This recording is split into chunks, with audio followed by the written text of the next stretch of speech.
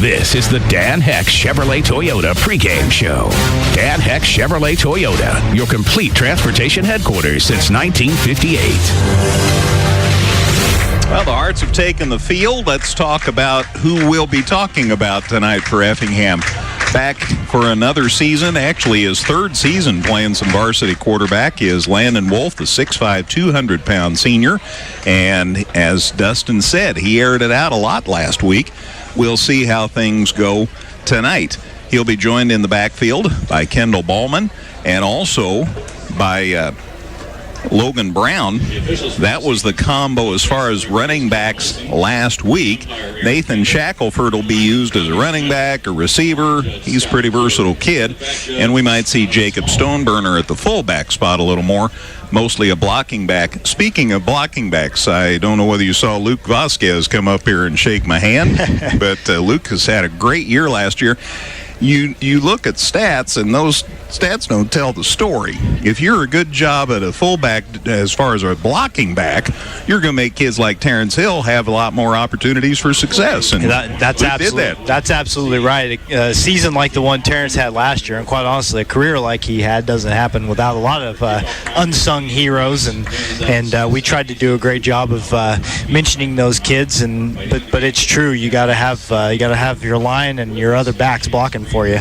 We talked about Tristan Duncan had a great week last week as far as catching the football for Effingham, as he was their leading receiver. He ended up with 6 catches for 114 yards and a touchdown. Dylan Busher had 2 catches. Nathan Shackelford had 2 receptions. Jacob Briggerman had 2 receptions. So Landon put it up 28 times, hit on 13 for 158 yards, a touchdown, and 2 picks. So that's how he performed last week. Hearts will look to do a little better as far as point after touchdowns. Of course, the first problem is getting some touchdowns, and so we'll watch for that tonight. Meanwhile, we're ready for the kickoff. Good to have you with us on 97.9 XFM, WXCF in Effingham, and we are underway at Klosterman Field. Taylorville got the ball at about the 10. Their return man comes to the near side of the field. Great coverage by the Hearts. They stayed with him, and finally Parker Wolf ran the return man out of bounds. That's old number 1, Yemi Adubazan. Of course. Adubazan is what we understand. It's Odugbesan. I may just call him Yemi tonight. I'm okay with that. So he returned it out across the 25 to the 28-yard line. First and 10 at their own 28. So Taylorville will set up shop to get this one started tonight. It is hot night here at Klosterman Field, and all of a sudden the wind has completely stopped. The flag is limp as a rag. They're going to go from the option. They hand the ball to Desabin, and he heads out of bounds close to the 40-yard line before they ran him out. Flag on the play. And there's a flag, so let's see where this one might be coming back.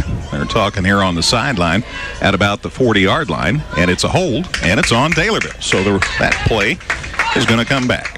So you wonder if that's why he was able to find a little extra running room around the right edge there, as apparently had a hold there. So come back 10 yards and give Effingham's defense a little more room to work with here. So they're walking it off, and it comes back to the 20. So the flag was thrown at the 30. So a 2-yard gain on the play, Dustin, and then 10 yards on the hold. The ball's back to the 20, and it's 1st and 18 for the Tornadoes. Just underway. Good to have you with us here. Next week, we're home to the Mount Zion Braves. There's a pitch play. They're coming up the middle, and the Hearts smell it out pretty well.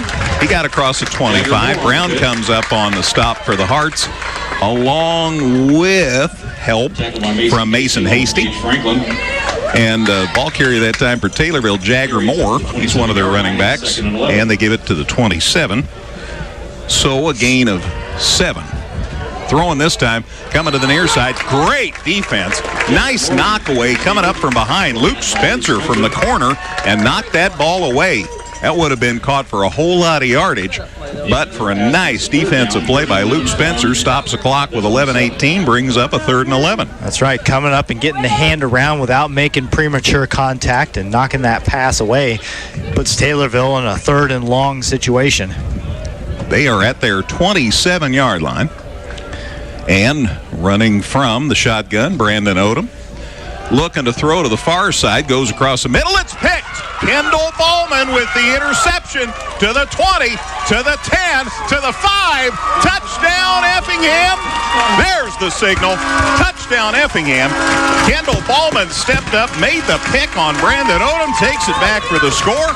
6-0 Effingham. Just inside the 40-yard line, a 39-yard interception return for a touchdown. And just like Effingham scored a couple defensive touchdowns against the Tornadoes last year, they get one here, and it gets them on the board and in the lead early on.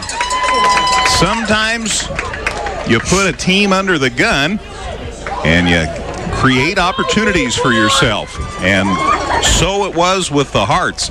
Kendall Bowman had a nice piece of real estate to make that pick, and he took it the far side of the field and took it to the house. Hearts are going to try the extra point here. Bo Hefner, the sophomore, is going to try and kick for one. There's the placement. Kicks up. Looks good to me. The officials agree.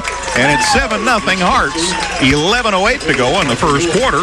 We're back with the kickoff in a minute on 97.9 XFM. Carry out, dine in, delivery, and catering. Joe's Pizza and Pasta does it all. Come on in where you'll be greeted with great food and great service, including pizzas, pastas, sandwiches, salads, appetizers, and desserts. Joe's Pizza and Pasta. There's always great food with a great atmosphere at Joe's. Visit us 24/7 at danheck.com and check out the specials we have going on right now. No one will sell you a new Chevrolet or Toyota for less. Let us prove it to you. See you today at Dan Heck Chevrolet Toyota, South Route 45 in Effingham. Local, secure, enduring, and more convenient than ever. Washington Savings Bank is located in Effingham, Mattoon, and anywhere you are with their 24/7 virtual branch. Enjoy the conveniences of banking with all the services offered at Washington Savings Bank. Member FDIC. Effingham Express Care is here for you 7 days a week. We're open on weekends and holidays, and you never need an appointment to be seen. We offer on-site x-ray, strep and flu testing, and treatment of injuries. Don't waste your time and money in a busy ER. Come to Effingham Express Care or call 217-994-9301. Whether you're in the market to purchase a new or pre-owned vehicle, Northside Ford on North Keller Drive in Effingham will find a car that works for you. Check out their selection of cars and trucks today. Pretty as you please, the pick by Kendall Bowman, a 39-yard return for touchdown. Here's the kickoff. It's taken inside the 20 by Taylorville. Come up the middle of the field, and there to take him down at about the 25-yard line. Nice work by Chase Woomer. Chase Woomer on the special teams came up, made the stop. He's a sophomore. Nice work by number 1. The ball was caught at about where it ended up. They're going to spot it at the 24-yard line. So 1st and 10 for the Tornadoes at their 24-yard line. 7-0 Effingham. Yeah, only about a 7-yard kick return. Effingham's kick coverage has been pretty good both times. Odom from the shotgun on 1st and 10. Looking to throw now, pulls it down, and he runs, and he's got pretty good gain out across the 30-yard line as Ballman came and helped Mason Hasty on the stop. Gain to the 32, Dustin. So a gain of 8, 7, well, the 32. The 32 brings up second. Gain of 8, 2nd and 2. Odom stays in the gun. Snap, there's the handoff. They run it up the middle. They have the first down.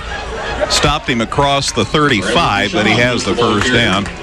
Carrying the ball was Bashan. He's the lad that scored the touchdown on the ground for Taylorville last week. Riley Bashan, he's a 5'8", 180-pound senior. Giving to the 36, so a gain of 4, and that's enough for a first down. Odom's going to run from the shotgun, it looks like, all night. Got a man behind him and a man in the box. Here's the throw. Got a man there. The Hearts are there, too, and it's caught. Holy cow, he may be gone. Hearts managed to get a tackle, save the touchdown. Right, the superior receiver for Taylorville, ended up making the catch. Parker Wolf, the sophomore, heck of a job to save it with a tackle around the right foot, tripped him up. But as it is, it's a first down, and it is complete inside Effingham's 20-yard line, the 18-yard line. Here's a handoff, ball's dropped. Hearts may have it. Fumble, and the Hearts have recovered. That is 41 for Effingham. That's Caleb Keeney that fell on that one, and another takeaway. Boy, that is perfect. They had handed the ball off to go to the far side of the field, the Taylorville side of the field, and the ball just came out, and it was laying there, and Caleb says, well, I'll have that. They mark it at the 24. So a loss of 6 on the play, and then Keeney recovers, and the Hearts have it 1st and 10 at their 24. So a turnover ended up in a touchdown. Now a turnover gives the ball right back to the Hearts with 10:05 to go in the opening quarter. 7-0 Effingham. Wolf's going to be up under center here on 1st and 10. Looking to hand off, and he does, and they try to go up the middle, and a decent dive across the 25-yard line. Logan Brown, the ball carrier, the junior, give him to the 26, so a gain of 2, 2nd and 8. Hearts have a better field to run on than last week, so we'll see whether or not they can activate that ground game a little more than last week. Wolf stays up under center, looking to throw. Passes complete out here in the flats. Duncan has it, coming to the near side, gets it out across the 35-yard line. It's a first down for Effingham. Boy, Duncan has such great hands, Dustin. Yeah, he did a good job, and that time got it done with his feet also. Like you said, just a pass out in the left flat. Right around the line of scrimmage, and then he put a couple moves on him and he got the chains moved. Call it the 38, so from the 27 to the 38, a gain of 9, and it's a new set of downs here for the Hearts. 7-0 Effingham, 9:16 to go, first quarter. There's the handoff. Brown again, and Logan dives across the 40, so he got a couple of yards. Just trying to fail their way through. Call it the 41. So from the 38 to the 41, a gain of 3, and it's 2nd and 7. Once the sun goes down in about 15 minutes, it'll be a lot easier to see. Yeah, it's always kind of tricky this time of year as we're looking directly into the sun. But after about this week, it'll be okay. I don't complain about being in the Klosterman Field press box, though. No way. Wolf up under center on 2nd and 7. Hand off to the deep back, taking it up the middle. That's Ballman. Kendall gets it out across the 45. Now they drive him back. But first burst, he did all right. Out across the 45. Call it the 46, a gain of 5. And it's 3rd and short. Yeah, 3rd and just a couple of yards to go this close to midfield. You figure Effingham's going to try and run a couple plays to get these 2 yards. So Ballman got the pick and ran it back for a touchdown. This time Taylorville fumbled, and the Hearts recovered, and they're driving here out to their 46-yard line, 3rd and 2. This time Wolf from the shotgun looking to throws it out in the flats and threw it over the head of Kendall Ballman. Yeah, that's too bad because Ballman released out there and didn't have anybody directly in front of him. It's just a short little pass, but Landon left it a little too high. That's a touch pass, and hopefully later in the game they'll come back to that, and it'll work for a big gain. So the ball stays at the 46. It's 4th and 2. Now I see the punter out on the field for Effingham, number 20, Dawson Witness back there. So let's see what happens. Right, their big receiver. Now the Hearts call time. So something wasn't quite right. Coach Hefner has a message to deliver.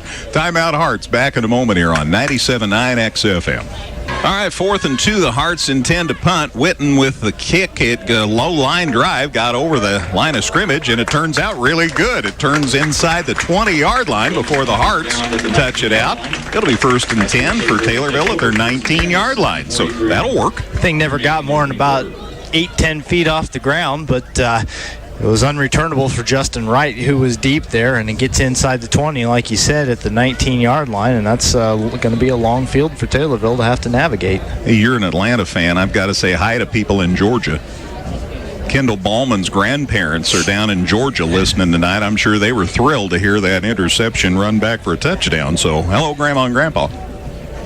See what Taylorville does here on 1st and 10 at their own 19. Hearts in front 7-0. Brandon Odom from the gun looking to throw, goes to the far side. It's caught over there, but the Hearts stay home. Nice reaction, and down he goes.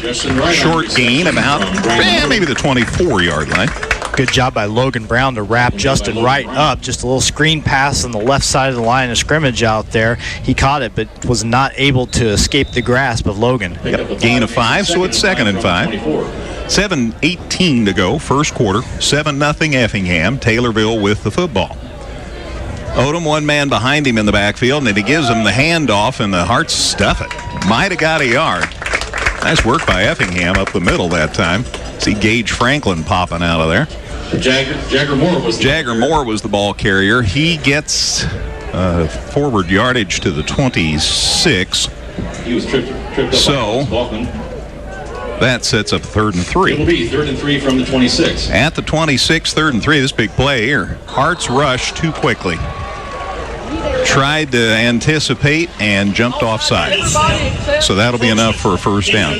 Yeah, you could see all the Taylorville players clapping their hands. They weren't too worried about getting called for a false start, and meant that Effingham jumped, and that's going to move those chains. So 5 yards to the 31 and a first down for Taylorville, their first of the evening. 7-0 Hearts. 6:40 to go in the first quarter. Taylorville won last week. Hearts lost, so the goal is for both teams to be 1-1 after tonight.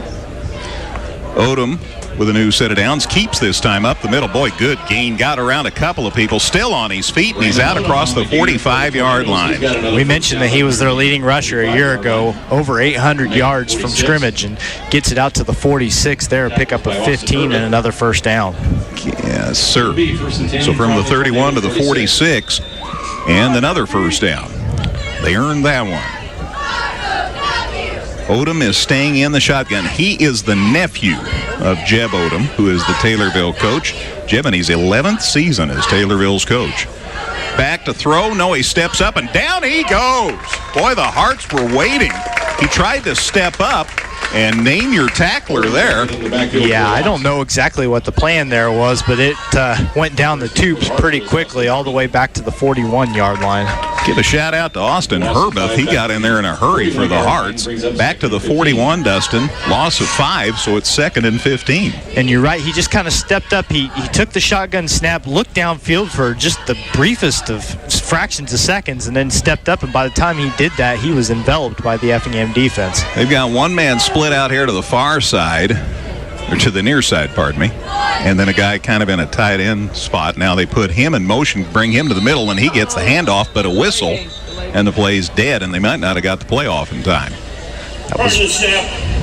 Delay of game, offense. And it is indeed a delay of game, so that's a 5-yard walk-off for the Tornadoes. So far, things not going particularly well for Taylorville. Yeah, Taylorville has suffered quite a few self-inflicted wounds in this first quarter, and that's certainly the reason that they are down by a touchdown, and kind of the reason that this drive is stalling a bit at the moment. That makes it 2nd and 20. 5:22 to go, first quarter, 7-0 Effingham. Kendall Ballman with the pick that he ran back for a touchdown. That's the difference in the game right now. Odom, shotgun, 2nd and 10, throw, pass complete, and the Hearts are right there to Sticky.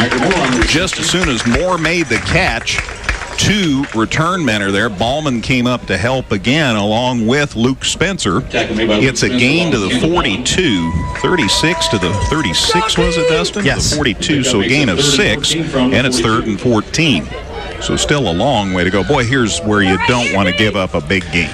3 receivers to the right and another one out to the left. So a lot of guys wide out. So maybe somebody can get inside and get the quarterback. Let's see what happens. Here they come, and down he goes, but he got the throw away, and it's caught for a first down. Yeah, that was number 1, Adubison, that went up and made that catch, and the Effingham defender never got turned around to even see that ball in the air. He tackled him as soon as he caught it, but a heck of a catch there by Yemi Adubison. And we had a sideline warning against Effingham there. The pass is complete to the 40 No, that's not right. To the Tornadoes have it, 1st and 10 at the Effingham 23. So from Effingham's 42 to the 35-yard pickup there. That's huge. 1st and 10. Boy, what did I just say about we didn't want a big gainer on 3rd and long? Now Odom scrambling, throws the ball, almost picked by the Hearts. Nate Shackelford had him almost in the grasp, but he got the ball thrown away, and he almost saw another pick. Dangerous throw for Odom there. Absolutely, but it ends up incomplete. Stops the clock with 4:24 to go in the first quarter, and that'll make it 2nd and 10. Sometimes the quarterback can try to do a little too much. As Odom was on the run, had a defender hanging on him, he's still trying to complete a pass when maybe the best course of action is just flip that thing out of bounds and try it again next time. Read an article that says that the Taylorville team highly respects Brandon Odom, but that might not have been his best choice. Tornadoes call time. They've got a 2nd and 10 on the Hearts 23, and they want to talk it over. 4:24 to go in the first. Back in a moment. It's Effingham 7, Taylorville nothing on 97.9 XFM. Carry out, dine-in, delivery, and catering, Joe's Pizza and Pasta does it all. Come on in where you'll be greeted with great food and great service, including pizzas, pastas, sandwiches, salads, appetizers, and desserts. Joe's Pizza and Pasta. There's always great food with a great atmosphere at Joe's. Visit us 24/7 at danheck.com and check out the specials we have going on right now. No one will sell you a new Chevrolet or Toyota for less. Let us prove it to you. See you today at Dan Heck Chevrolet Toyota, South Route 45 in Effingham. Local, secure, enduring, and more convenient than ever. Washington Savings Bank is located in Effingham, Mattoon, and anywhere you are with their 24/7 virtual branch. Enjoy the conveniences of banking with all the services offered at Washington Savings Bank. Member FDIC.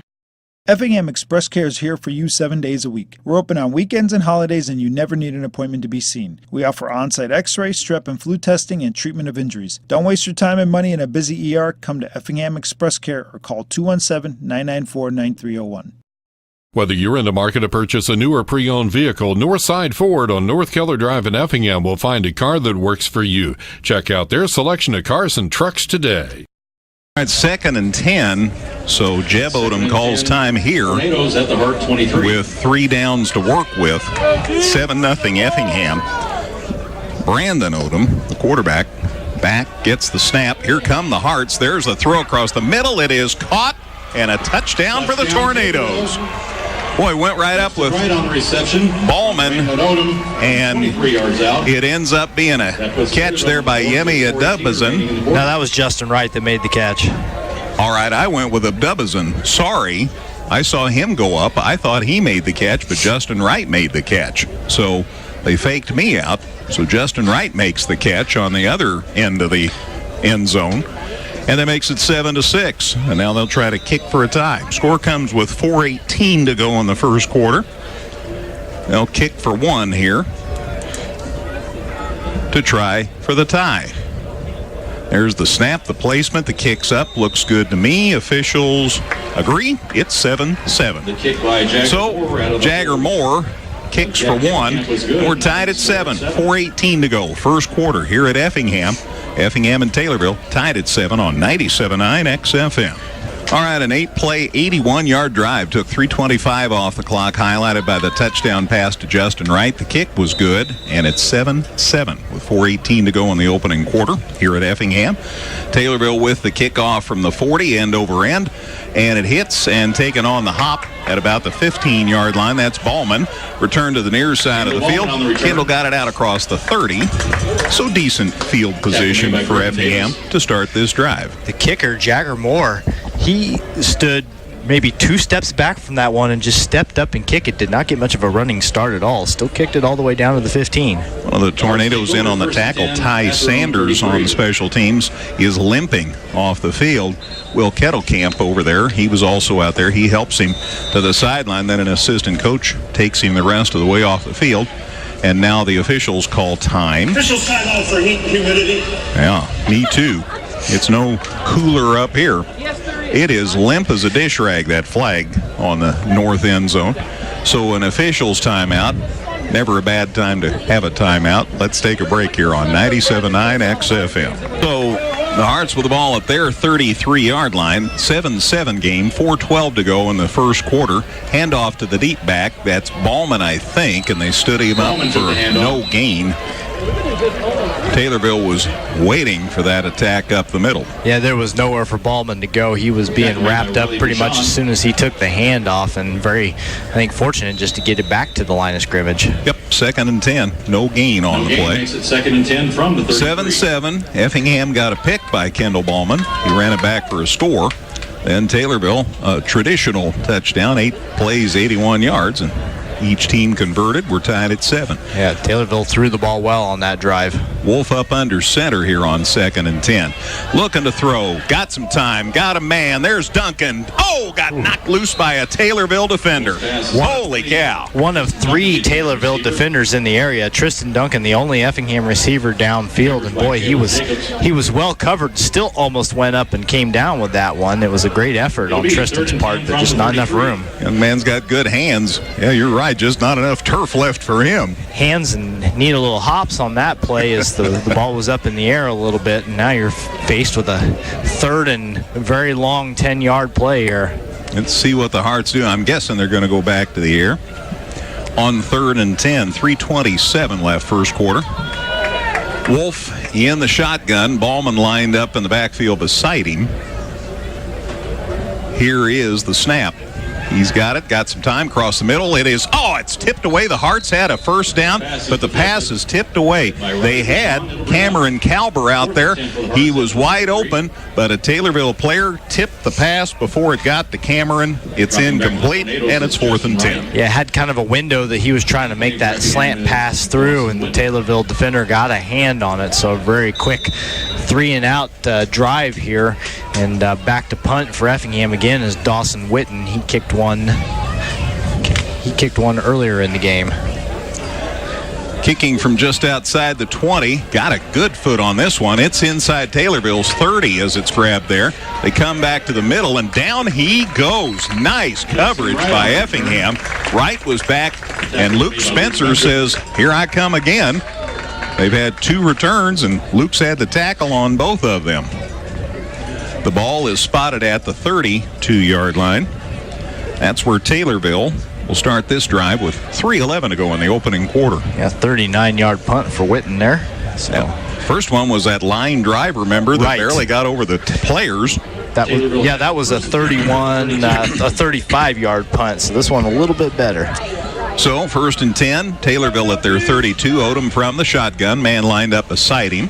A couple of kids out there in the slot. There's the pass, it's complete, and Yemi got it, and he's out of bounds out across the 35-yard line. On the reception, Yemi Adubazan with the catch to the 30, where they lay it down here, the 37-yard line. So from the 32 to the 37, a gain of 5, and it's 2nd and 5. 120 yards passing now for Brandon Odom. Boy, he got a lot on that touchdown drive. So 2nd and 5 here, and he went out of bounds, so clock stops with 3:06 left in our opening quarter. Odom waits. There's the snap. He's going to run it. Coming to the near side, the Hearts have him stuffed. Shy of the first down, I think. He got out across the 40, and Gage Franklin came up along with Logan Aaron, and it ends up a gain to the 41.5, according to the sideline marker. About a half a yard to get a first down. It's 3rd down, so from the 37 to the 41.5. Close enough that they're going to go ahead and bring the chains out and give this one a measure. I think he came up short, and based on where the spot is, I think it's going to be short, but it's not going to be by a whole lot. So hello to the Arnold family. Haven't had a chance to mention them too much. Got a mention in last week. The Arnolds have been the chain gang at Effingham for over 40 years. Dustin, that's a long time. It is. It's long enough time that I can't actually personally quantify it. Not quite. I'm getting closer. About a half a yard shy, just like I said, just like they had on the stick across the field. Oh, why would you doubt the Arnolds? Not after all these years. So the first down markers on the 42, and the ball's at the 41.5. I would imagine that Brandon Odom is going to run this football right here. He may just dive forward with it. There could be a considerable amount of money involved in that, and I think you'd be a winner. So a half a yard. He's under center for maybe the first time tonight. On third down. And he dives forward, and he got the yard and a whole bunch more. Down about the 44-yard line by the time he hits the turf. We'll check the exact spot. It is indeed a first down for the Tornadoes. Odom to the 44, so a gain of 2.5. They have it and first and 10 for the Tornadoes at their 44-yard line. 2:40 to go, opening quarter. 7-7 football game, Effingham and Taylorville. Good to have you with us. Thank the Lord there's a little bit of a breeze. Man, it's hot up here. A lot different than last week. This is more like August weather. Last week was most certainly not. Odom from the shotgun looking to throw. Coming to the near side. It's caught, and Kettlecamp, I think, made that catch, and he might have got a yard or two, but Shackelford got him. The catch was made by... That was Kettlecamp. Right, Kettlecamp, Jack Kettlecamp. And it's complete to the 47, so a gain of 4. Gain of 3, I'm sorry, Dustin. Gain of 3, so it's second and 7. Brings up second and 7. Kettlecamp, a big boy. He's 205 pounds. And Shackelford got him. Here's pass across the middle, and it's caught. The receiver was on his knees already, so no chance to advance. That's Yemi who made that catch at Effingham's 49. On the reception. So a gain of 4. Yeah, had to go down for that pass a little bit, and so his feet came out from under him. No chance to get any run after the catch. Odubasan. Yemi Odubasan. He's not a big kid, but he's quick. 3rd and 3. Taylorville with the ball at the Hearts 49 now. Odom from the shotgun. He's been there most of the night. Got a couple of kids split here to the near side. Gonna come over and throw. No, he doesn't, because the Hearts are going to take him down. Yes. Back outside the original line of scrimmage. Nice pursuit by Effingham. I'm trying to get you a number. 43. Oh, that's Gage Franklin. Yep. Good work by Gage. His daddy's sitting down here in front of me. Back to the Taylorville 44. They lost 7 yards on that play. Take that. So it's 4th and 10. Much more challenging play here, but the way Taylorville has thrown the ball at times tonight, certainly not out of reach for them. It's going to take another good defensive play from the Hearts to get the ball back here. Looks like they're going to kick. Ballman's back for the Hearts. 35 seconds left. They are going to kick. There's the punt. It's a dandy. And the Hearts are going to let it go. Holy cow. That's inside the 10. It's inside the 5 to the 4-yard line. What a boot by Brandon Odom. If he doesn't get a quarterback gig in college, they may sign him as a punter. Yeah, he just kicked that one 46 plus 6, 52 yards. Lands at the Effingham 4, but the bottom line is Hearts held, forced the punt. So the Hearts have the ball 1st and 10 at their 4-yard line. 26 seconds left in the first quarter in this 7-7 football game. So defense playing pretty well. They have held when they've needed to for the most part. They've bent a little bit, but only allowed the Tornadoes in the end zone the one time. 52-yard punt by Brandon Odom. So Hearts take the field now.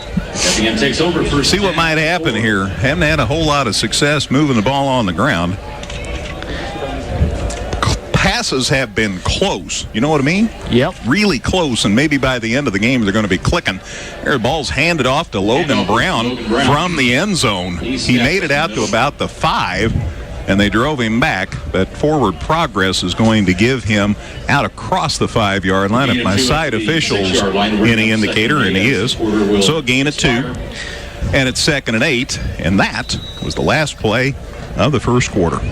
After 1 here at Effingham, Effingham 7, Taylorville 7 on 97.9 XFM. Carry out, dine in, delivery, and catering, Joe's Pizza and Pasta does it all. Come on in where you'll be greeted with great food and great service, including pizzas, pastas, sandwiches, salads, appetizers, and desserts. Joe's Pizza and Pasta. There's always great food with a great atmosphere at Joe's.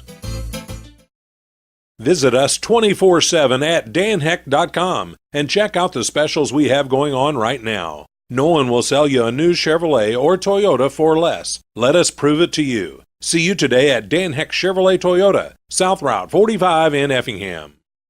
Local, secure, enduring, and more convenient than ever. Washington Savings Bank is located in Effingham, Mattoon, and anywhere you are with their 24/7 virtual branch. Enjoy the conveniences of banking with all the services offered at Washington Savings Bank. Member FDIC.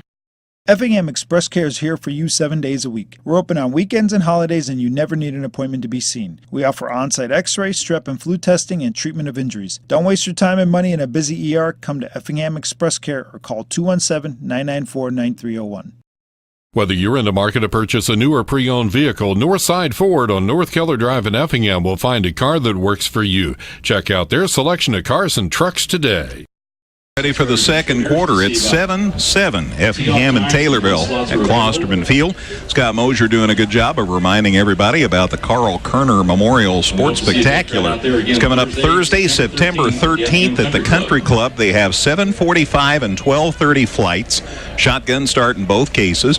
And all the money goes to benefit the sports programs the Effingham Sports Backers and the St. Anthony Booster Club operate. And I am telling you, they are over $900,000 raised. They're hoping to get close to $1 million in the 25th annual tournament this year. Yeah, always a big money maker and goes to a good place, and a lot of kids benefit from that. So a great event and a long-running event as well. 25th annual. Speaking of long-running, Effingham's going to need to get the ball moving on the ground a little bit. You mentioned their running game not really getting a whole lot done. 5 rushing attempts in the first quarter for the Hearts and just 12 yards gained. They've also gained just 12 yards through the air. They've got their touchdown defensively. Now it's going to be time for them to get that offense moving a little bit more. Get something going on the ground. That gives Landon a little more room to throw the ball. You know how that works. Wolf up under center at the 6. It's 2nd and 8. 7-7 tie. There's the handoff. There's a flag thrown in the backfield. Let's see what that's about. There were a lot of moving parts for Effingham as they were getting set for that play, so it's almost certainly going to be some sort of a procedural penalty against the Hearts. I'm trying to get you a number. Logan Brown carried. Was the ball carrier who's tackled by Will Kettlecamp. Flag was thrown in the end zone. Line of scrimmage was the 6. Here's the call. Illegal motion, offense, number 20. Penalty is declined. Brings up 3rd down. So I don't blame them. Yeah, they figured that they'll trade in the... Gave him 2, Dustin, to the 8. Trade in a couple yards for instead of taking the down there. So Brown gets 2 to the 8, 3rd and 8 now. I think it's 3rd and 6 actually. Up under center's Wolf. Looking to throw, coming to the near side. They're after him. What are we going to do here? We're going to throw it out of bounds. And it's 4th down. Had to do it. He was being pursued pretty vigorously and was about ready to get taken down in the end zone, so had to throw it away, and now going to have to punt from the end zone. Mr. Witten going to be called on to do something heroic here. Why, this is where our old friend Logan Smith was so excellent as a punter. He'd take it from wherever on the field and kick it about 50 yards, and all of a sudden you could breathe a lot easier. He is going to start, by the way, at Illinois College as their punter. That's pretty exciting stuff. The deep man for Taylorville Wright, he's sitting just beyond the 40-yard line on the Effingham side of the 50. Punting from the end zone. Good snap. Good boot. Oh, he smoked it. It's inside Taylorville territory. It's returned, though, up the middle, and down he goes at about the 45-yard line. Heck of a kick by Witten. It's caught by Justin Wright, and down he goes at Effingham's 44-yard line. That was a 43-yard punt with some hang time on it, Witten. That was his best of the night, and it came at a time when you needed it. That was, yes, exactly at the right time. So it's still in Effingham territory for Taylorville to start their drive, but considering he punted from the end zone, could have been a whole lot worse. So 1st and 10 for Taylorville at the Hearts, 44-yard line in this 7-7 game, 11:38 to go in the second quarter. Next week we're home, the end of the 3-game homestand. Mount Zion comes to call an Apollo Conference action. And of course we'll have it on a different station next week. I almost forgot. Tell you why in a minute. Scrambling is Odom. pass is complete. Oh, and the man got away from the first tackler, and it's a first down inside the Hearts' 30-yard line. The pass was complete to Austin Herkert, his first catch, and it's complete to the 30. So from the 44 to the 30, a gain of 14 yards and a new set of downs for Taylorville. A little play action there. So at the 30 now, and they're looking to throw again. And there's the pass, and it's knocked down by the Hearts, and there's a flag at the end of the play. Penalty marker on the play. Let's see what this is all about. Mason Hasty, I think, got a paw on that one, swatted it down, and then the flag was thrown at about the same time in a different part of the field. It's a hold on Taylorville. So the pass is incomplete. Do you just get the loss of down here, wave it off? Tough call here considering Taylorville's at the Hearts 30. Yeah, that's the thing, is that they started this drive so deep in Effingham territory that you have to at least consider whether the 10 yards are worth it or not. But I don't know. It's a big decision. We'll see what Coach Hefner has to say. It's 1st and 10 as they're deciding this, so I think you just about have to take the penalty. Yeah, and it seems to be the body language. Number 62. 10-yard penalty from the spot of the foul. Replay first down. Yeah, I was going to say the players on the field seem to be getting that indication from the sideline, so they are indeed going to take that 10-yard walk-off. Maybe if it was 3rd down, that'd be one thing, but it's 1st down, so they're not going to mess with it. So it's back to the 40, and it's 1st and 20. 1st and 20 now for Taylorville at Effingham's 40. This time Odom up under center. And he hands it off, and the Hearts stuff it after a gain of about 2 yards. Yeah, a yard or two, that was about it. Nice work. Let's see, they've got Hasty in there.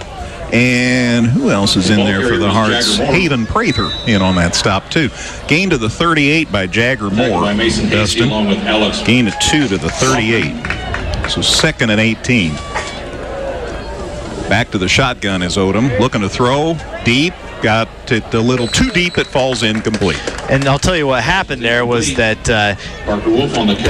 they had the coverage tied him up at the line of scrimmage long enough that he couldn't go get that pass. It was kind of lofted downfield. That was basically just a throw it up and go get it type of play, and overthrew him by several steps. That was Justin Wright, their big receiver, and nice work by the sophomore Parker Wolf to stay with him pretty much step for step. And the incompletion stops the clock with 10:48 to go in the second, and it's 3rd and 18.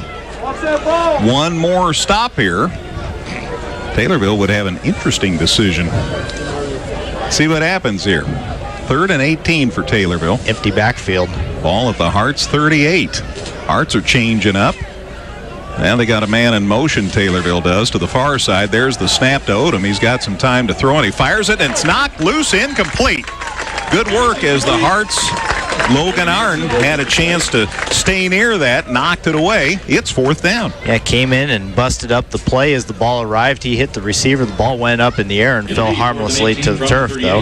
So after completing 5 in a row, Odom comes up incomplete on a couple of plays here and leaves them with a 4th and 18. And now the decision. You bet. Supposition is they're going to go for it with a guy that can throw the ball like Odom, and Wright ready to catch anything that's thrown his way. So Effingham back defensively a little bit. High snap. There's a flag.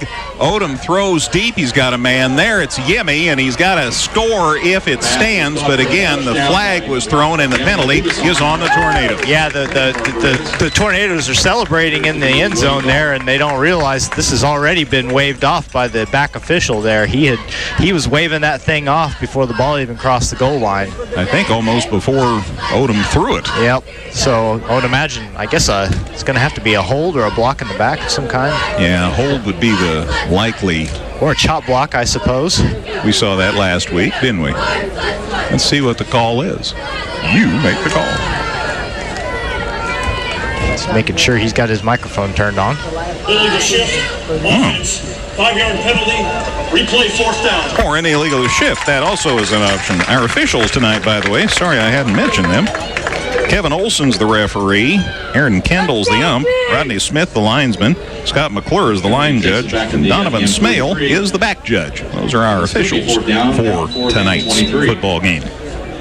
Now let's see what happens. It's 4th and 23, and now the football's back to Effingham's 43, and now it looks like he might try to punt and bury the Hearts up against the goal line. So Ballman scrambles back to try to receive this punt.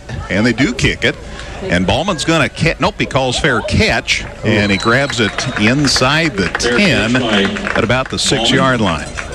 So fair catch, and it's at the 6, but if he let it go and it ends up at the 1, then you're really going to feel bad. So he caught it. 1st and 10 for the Hearts at the 6, and again, Dustin, for the second time in a row, the Hearts defense did the job.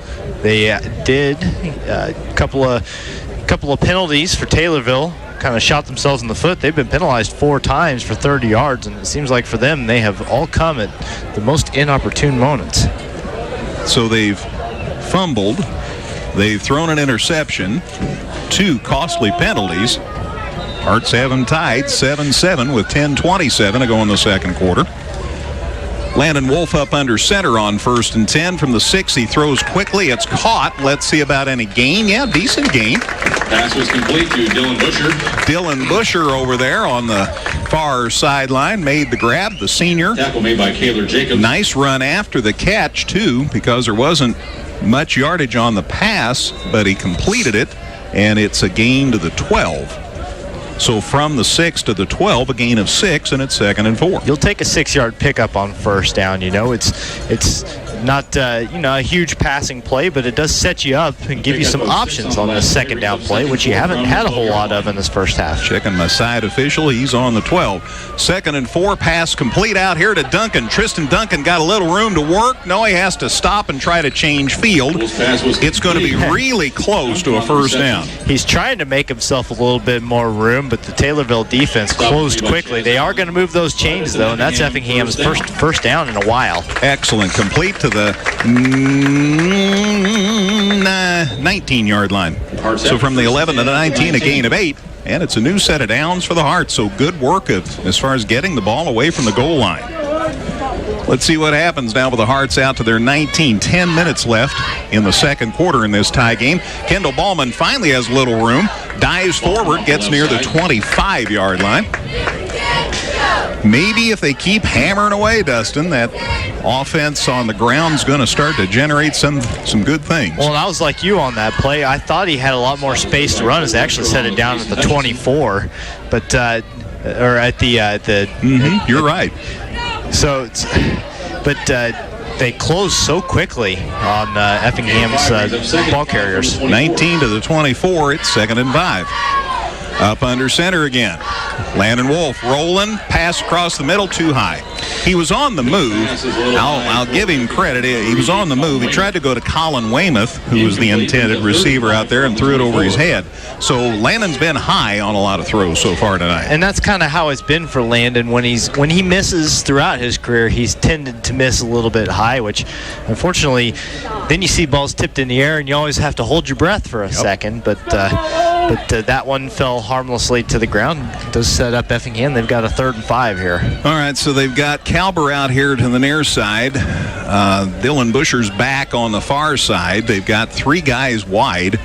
Ballman in the backfield. They're going to throw. Ballman is the man who got the catch, and he got not much. Maybe back to the line of scrimmage. Well, Justin Wright came up and nailed him after he caught that ball. Boy, Taylorville had that smelled out really well. So it's no gain. Stays at the 24. And it's 4th down. No gain brings up 4th and 5. So 4th and 5 at the 24, and the Hearts will have to get rid of the football. Another good kick from Dawson Witten, who's been busy in this first half. He's got a little more room to work this time. He was near the end zone his last punt. And the Hearts are short a man. Get out there, young'un. Now we're good. Well, maybe we're good. 5 seconds. There's the snap. Whew, they got set. And the punt, and no problem. It hits at the 40. Oh, a nice roll for the Hearts inside the 30. And it's downed by Luke Spencer about the 28-yard line, 27. And again, the hang time on that one makes Wright pull up on it and decide he doesn't want to try to return it. So a couple of really nice kicks for Dawson Witten to give Effingham a little bit of breathing room defensively. And that's the other thing about that when that holds up like that. If you're the guy who has to catch that football and it's up there, that lets that defense get down there and paste you. And sometimes that's better course of action. Just let that thing hit the deck. That's a 48-yard punt. That's actually his best of the evening. So his last two have been, in fact, he's gotten better every time. 35, 39, 43, and now 48. Let's take a 30-second break, Brian. 8:27 to go in the second. Effingham 7, Taylorville 7 on 97.9 XFM. Carry out, dine in, delivery, and catering, Joe's Pizza and Pasta does it all. Come on in where you'll be greeted with great food and great service, including pizzas, pastas, sandwiches, salads, appetizers, and desserts. Joe's Pizza and Pasta. There's always great food with a great atmosphere at Joe's. Visit us 24/7 at danheck.com and check out the specials we have going on right now. No one will sell you a new Chevrolet or Toyota for less. Let us prove it to you. See you today at Dan Heck Chevrolet Toyota, South Route 45 in Effingham. Local, secure, enduring, and more convenient than ever. Washington Savings Bank is located in Effingham, Mattoon, and anywhere you are with their 24/7 virtual branch. Enjoy the conveniences of banking with all the services offered at Washington Savings Bank. Member FDIC. Effingham Express Care is here for you 7 days a week. We're open on weekends and holidays, and you never need an appointment to be seen. We offer on-site x-ray, strep and flu testing, and treatment of injuries. Don't waste your time and money in a busy ER. Come to Effingham Express Care or call 217-994-9301. Whether you're in the market to purchase a new or pre-owned vehicle, Northside Ford on North Keller Drive in Effingham will find a car that works for you. Check out their selection of cars and trucks today. Javi Baez just put a new crack in the Libertyville. Cubs lead the Phillies 1-0. That's 29 now for Javier Baez. So 1-0 Cubs on the home run. Cardinals underway as well now. What are the Braves doing? They're down 1-0 to Pittsburgh. Everybody's excited. Everybody that I know has a baseball team in the battle for the postseason. This is fun. This last month's going to be a hoot. Yeah, and that National League playoff race is real congested. There's still about 7, maybe 8 teams, depending on how much you want to squint at it, that feel like they could get in there. 28-yard line. That's where Taylorville will set up shop after the water break. 7-7 game. Hearts and the Tornadoes. Odom from the gun, hands it off. They run it up the middle. They got some yardage out across the 30, about the 33-yard line. That's Riley Bashan, the senior. And gain, 33? Yep. 28-33, gain of 5 at 2nd and 5. I can do that. Just his second carry. He's got 9 yards. They've handed it off to 4 different guys. Odom, hand off again. Coming to the near side. Ooh, look at that tackle. Nice work. The handoff was to Bouchon again, and that time Logan Art came up around on the end and took him down. Spot that at the 35. Just a couple of yards for Bouchon that time. Took a big lick. Was it 5? I thought it was 25 on the stop. So Parker Wolf on the stop. To the 35 to give him 2, and it's 3rd and 3. 7.5 to go in the second quarter in this tie game. Odom still in the gun. He's been there most of the night. Gonna throw. Goes to the far sideline. It's caught. Nice grab over there. And a first down, and then the receiver falls down. Was good by Luke Spencer got a piece of him, slowed him down. That's Yemi Adugbazan again. And it's complete into Effingham territory at the Hearts 48. So a gain of 17 yards. And the new set of downs for Taylorville. Dubusson's 4th catch. He's up to 61 yards right now. He is their leading receiver in terms of number of receptions. Odom looking to throw. Goes to the far side. Caught again. Oh, a nice step inside of Dubuisson again. And he's got a nice run after the catch. And he has it inside the 30-yard line of Effingham. And moves the chains again on back-to-back plays. Wow. Timeout's called by Effingham. Art's going to tog it over. From the 48, the ball's complete to the 28. Gain of 20 on that pass play. Hearts want time. Back in a minute. 7-7 Effingham and Taylorville on 97.9 XFM. In St. Louis, so one timeout remaining, and it's 7:13 left in the second quarter in this 7-7 game. Yeah, Coach Hefner sensing that maybe his defense needed a little bit of a breather here. Effingham has been outgained 214 to 44 in this first half. It's a tie score, and you want to try to keep it that way, but Taylorville marched the ball down the field on a couple of good passing plays. 1st and 10 for them as well at the Hearts 28, and looks like the Hearts jumped, but they got back in time. So now Odom checks the sidelines, There's the snap. He pitches it. And a gain of some. Jagger Moore. And then Gage Franklin came up and made the stop for the Hearts. Kind of a little option-looking thing there as it seemed like Odom could possibly take off with that himself and then decided to toss it back to Jagger Moore behind him, and they got a little bit there. Give him 8, in fact, to the 22. That's a gain of 5. Brings up 2nd and 5 at the Effingham 23. 28 was the original starting line. Sorry, 28 to the 22, so a gain of 6. It's 4 to go here for first down. On a catch, and man, they had him, and he got away. Parker Wolf had him, and he got away. Logan Brown came up and made the tackle to save a touchdown. But it's going to be 1st and goal for Taylorville at the Hearts' 10-yard line. Justin Wright with his 4th catch of the game. Wow, 22 to the 10, a gain of 12. 1st and goal to go at the 10. 6:29 to go in the second, a tie game, but Taylorville knocking on the door. There's the snap, there's the handoff. They come up the middle, and the guy got tripped up, still gets it to the 5. That's Bouchon. He got tripped up by Logan Arndt. He was tripped up by Logan Aaron. And a gain to the 5, so he got half the yardage he needs for a score. 2nd and goal at the 5. A gain of 5 brings up 2nd. 7-7 game. Hart scored on a pick by Kendall Ballman that he ran back for a touchdown. Taylorville, a more traditional touchdown. Still from the shotgun. Effingham flinched again, but they did not snap the ball. Mr. Odom brings the man in motion. There's a blocking back. They run it up the gut, and Bouchon's in for the touchdown. Well, that was pretty. They had a guy over in the tight end spot. They shifted into the middle, and he threw a great block right up the middle. And Bouchon did a nice job of following the blocking, and he scores, and Taylorville takes the lead 13-7. The score from 5 yards out comes with 5:41 to go in the second quarter. So the Hearts had an early lead. Taylorville has now moved in front here. Bouchon scores from 5 yards out. They'll try for 1 here, as Jagger Moore will try the extra point. Now it's Taylorville that's a man short. He's hustling out there. Gets set on the line. Now they'll kick. See whether the delay affected Moore any. There's the snap, the placement. It's blocked. Somebody got a hand on it. Caleb Keeney maybe. Or I'm not sure. Caleb Keeney had a chance in there. Also was out there in the middle of things was Austin Herbeth. I'm not sure who got it. But it's blocked. And so it's a 6-point lead. 13-7 Taylorville. Kickoff on the way in a minute here on 97.9 XFM.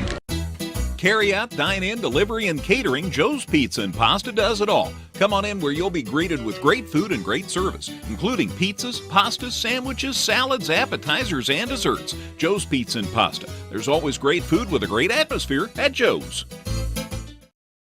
Visit us 24/7 at danheck.com and check out the specials we have going on right now. No one will sell you a new Chevrolet or Toyota for less. Let us prove it to you. See you today at Dan Heck Chevrolet Toyota, South Route 45 in Effingham. Local, secure, enduring, and more convenient than ever. Washington Savings Bank is located in Effingham, Mattoon, and anywhere you are with their 24/7 virtual branch. Enjoy the conveniences of banking with all the services offered at Washington Savings Bank. Member FDIC. Effingham Express Care is here for you 7 days a week. We're open on weekends and holidays, and you never need an appointment to be seen. We offer on-site x-ray, strep and flu testing, and treatment of injuries. Don't waste your time and money in a busy ER. Come to Effingham Express Care or call 217-994-9301. Whether you're in the market to purchase a new or pre-owned vehicle, Northside Ford on North Keller Drive in Effingham will find a car that works for you. Check out their selection of cars and trucks today. Consensus in the press box was it was Keeney that got the block on the extra point. 13-7 Taylorville. Now nice return by the Hearts on the kickoff. On the return. Logan Brown gets it out near the 40-yard line. Tackle made by Zenon. Pretty good kick, but Hart set up nice blocking along the far side of the field. Logan Brown they're going to spot it at the 39-yard line. And that was a different kicker. That was number 63 for Taylorville. Hunter Morgan came up and kicked that one and got a 21-yard return for Logan Brown. So good work. Cardinals have tied the Reds. It's 2-2 now between those two, and baseball will Try to keep you up to date on all this stuff. Last I knew, the Cubs were ahead of Philly, 1-0. Braves were trailing 1-0. That's still the case. Hearts get it to Ballman. Kendall, decent spin move. Got close to the 45, so a decent gain on first down. They had Landon Wolf up under center on first down, and he gets 5 out to the 44. So it's 2nd and 5. 5:14 to go before halftime. One of the better running plays that Effingham has been able to run in this first half. And the hope is you keep hammering and hammering and hammering, and sooner or later you're going to find an opening. At the Hearts 44, they're 2nd and 5. Wolf stays up under center, throwing the flats. It's caught out there by Duncan. See if he can do a run after catch. Yeah, he gets loose. First down and then some. He's inside the 40-yard line of Taylorville. And he had to pick that one up off the turf. That was a low throw that he went down, kept his hands underneath it, but still had the concentration to come up running and down that far sideline, a lot of yards after the catch. Gain to the 39 of Taylorville. So 6 and 11 would be 17. 17-yard pass completion. And the new set of downs for Effingham at Taylorville 39. 13-7 Taylorville. 4:47 to go before halftime. Hearts have 1 timeout left this half, remember. Still under center. Wolf looking to throw, goes deep, got him. Man, there's Duncan over his head again. Just too high. Man. He was open. Duncan is incomplete. So another high pass. And another incomplete pass. And the concern is when you're that high that the secondary of the defense can come and pick that thing. I mean, it was everything about the play was good. The throw just a little off the mark, but he had plenty of time to throw it. A good route from Duncan, got to the open spot. He was there. Everything went as it was drawn up right up until the throw went over his head. All right, 2nd and 10. Hearts with the ball at Taylorville's 39. Wolf's going to come to the near side. Now they're after him, and the catch is made out here in the flats. And a nice run after the catch inside Taylorville's 30. Grab out there by Jacob Stoneburner, running out of that fullback spot. Got out here in the flats, and a nice grab and a good run after the catch inside the 29. And that's enough for a first down. So that's Stoneburner's first time getting in on the action on this Effingham offense, and it gets it to the 28, an 11-yard pickup. 2nd week of the season, another wrinkle added by the Hearts, and it worked for a first down. To the 28, Wolf stays under center, and now we've got a flag in the Hearts backfield. Snap, false start, offense number 52. This must be a college official because he's given the numbers. So I can tell you who that was. Reese Evans doesn't want me to tell you, but it's a 5-yard walk-off, and it's 1st and 15. The penalty takes back to the Tornadoes. So it's at the 33 now. The down remains the same. It will be first and 15. 4:23 to go before halftime. Wolf the handoff. Logan Brown driving and diving. Gets it back inside the 30. On the left side. Decent gain. The stop was by from the 33 inside the 30 to the 29, a gain of 4. And Brown did a good job of hesitating just long enough for a little bit of space to open up. There wasn't much room to run, but he made the most of that carry. Got 4 yards back, most of that penalty, but it still sets up a 2nd and long. 2nd and 11 for the Hearts at Taylorville's 29. 13-7, Taylorville leads. Wolf stumbles a little coming out of the box, but he's got his footing now, and he throws to the sideline and out of bounds. Duncan was the intended receiver, and he went to him. Let's see if there was a little extracurricular activity. This may work out well for Effingham here. Yeah, there is that flag out there back behind the play. I think it came out after the ball was thrown. I think you're right. Oh, that official's aiming the wrong direction. Now he gets turned around. I like this better. Personal foul, roughing the passer, defense. Half the distance to the goal. Automatic first down. That's excellent news. Half the distance to the goal. Landon's fine. Penalty on Taylorville. Half the distance to the goal. They'll mark it at the 15-yard line. Just inside the 15-yard It is still second down. So a 14-yard penalty instead of 15, basically, or a 14.5-yard penalty. Either way, a bad one for the Taylorville Tornadoes. Personal foul, so it is first down at Taylorville's 15. Handoff, Logan Brown, a little room, and he tries to get a little farther. Now they string it out pretty well. Maybe no gain the way it turns out. Might have been no gain. I've got the side official at the 14, though, so might give him a yard. Yeah, give him one. So it's 2nd and 9 at the 14. Short gain on the play brings up 2nd and 9 from the 14.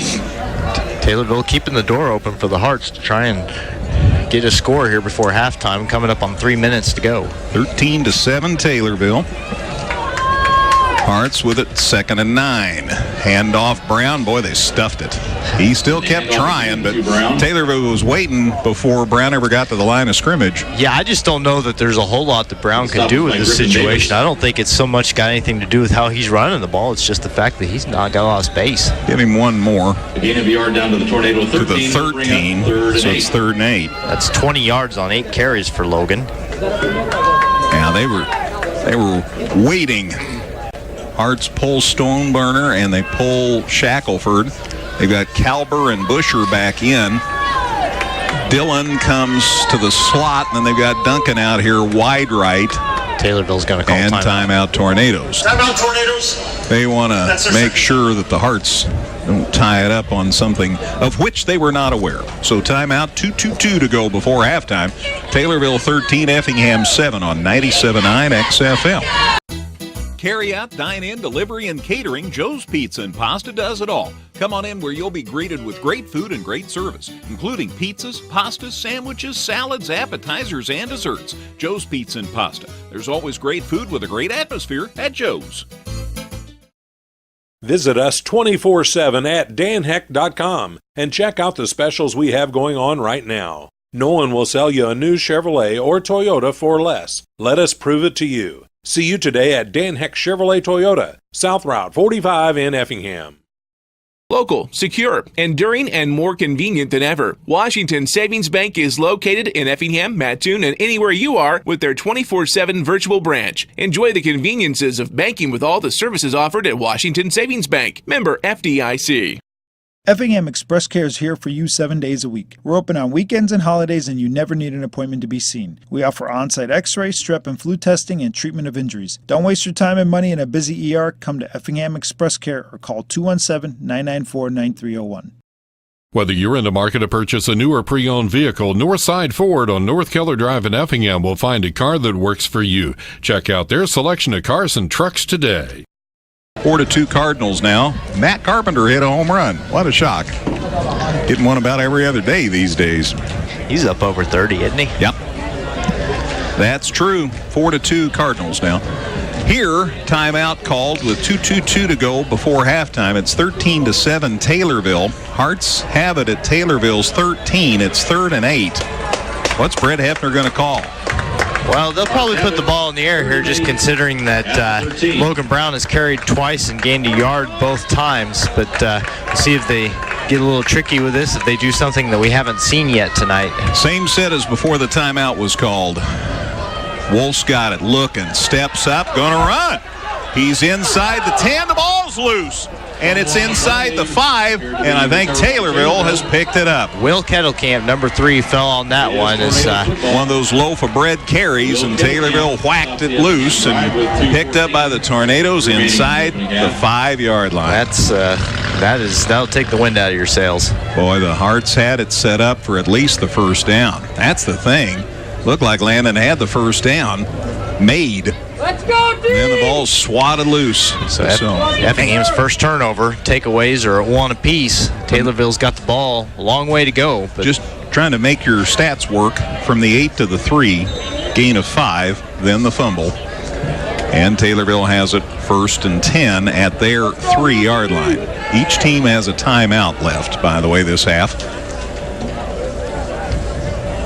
Deep snap into the end zone. He's going to throw. Odom's got a man, and it's caught. It may be see you later, and it's see you later. Maybe. Ballman might catch him. Now he gets loose. Touchdown, Taylorville. Well, there you go. You fumble at the 3, and then they throw a 97-yard touchdown pass. And it's 19-7 Taylorville. The score comes with exactly 2 minutes left before the half. That makes it hurt even worse. Yeah, bad enough you fumble inside the 10.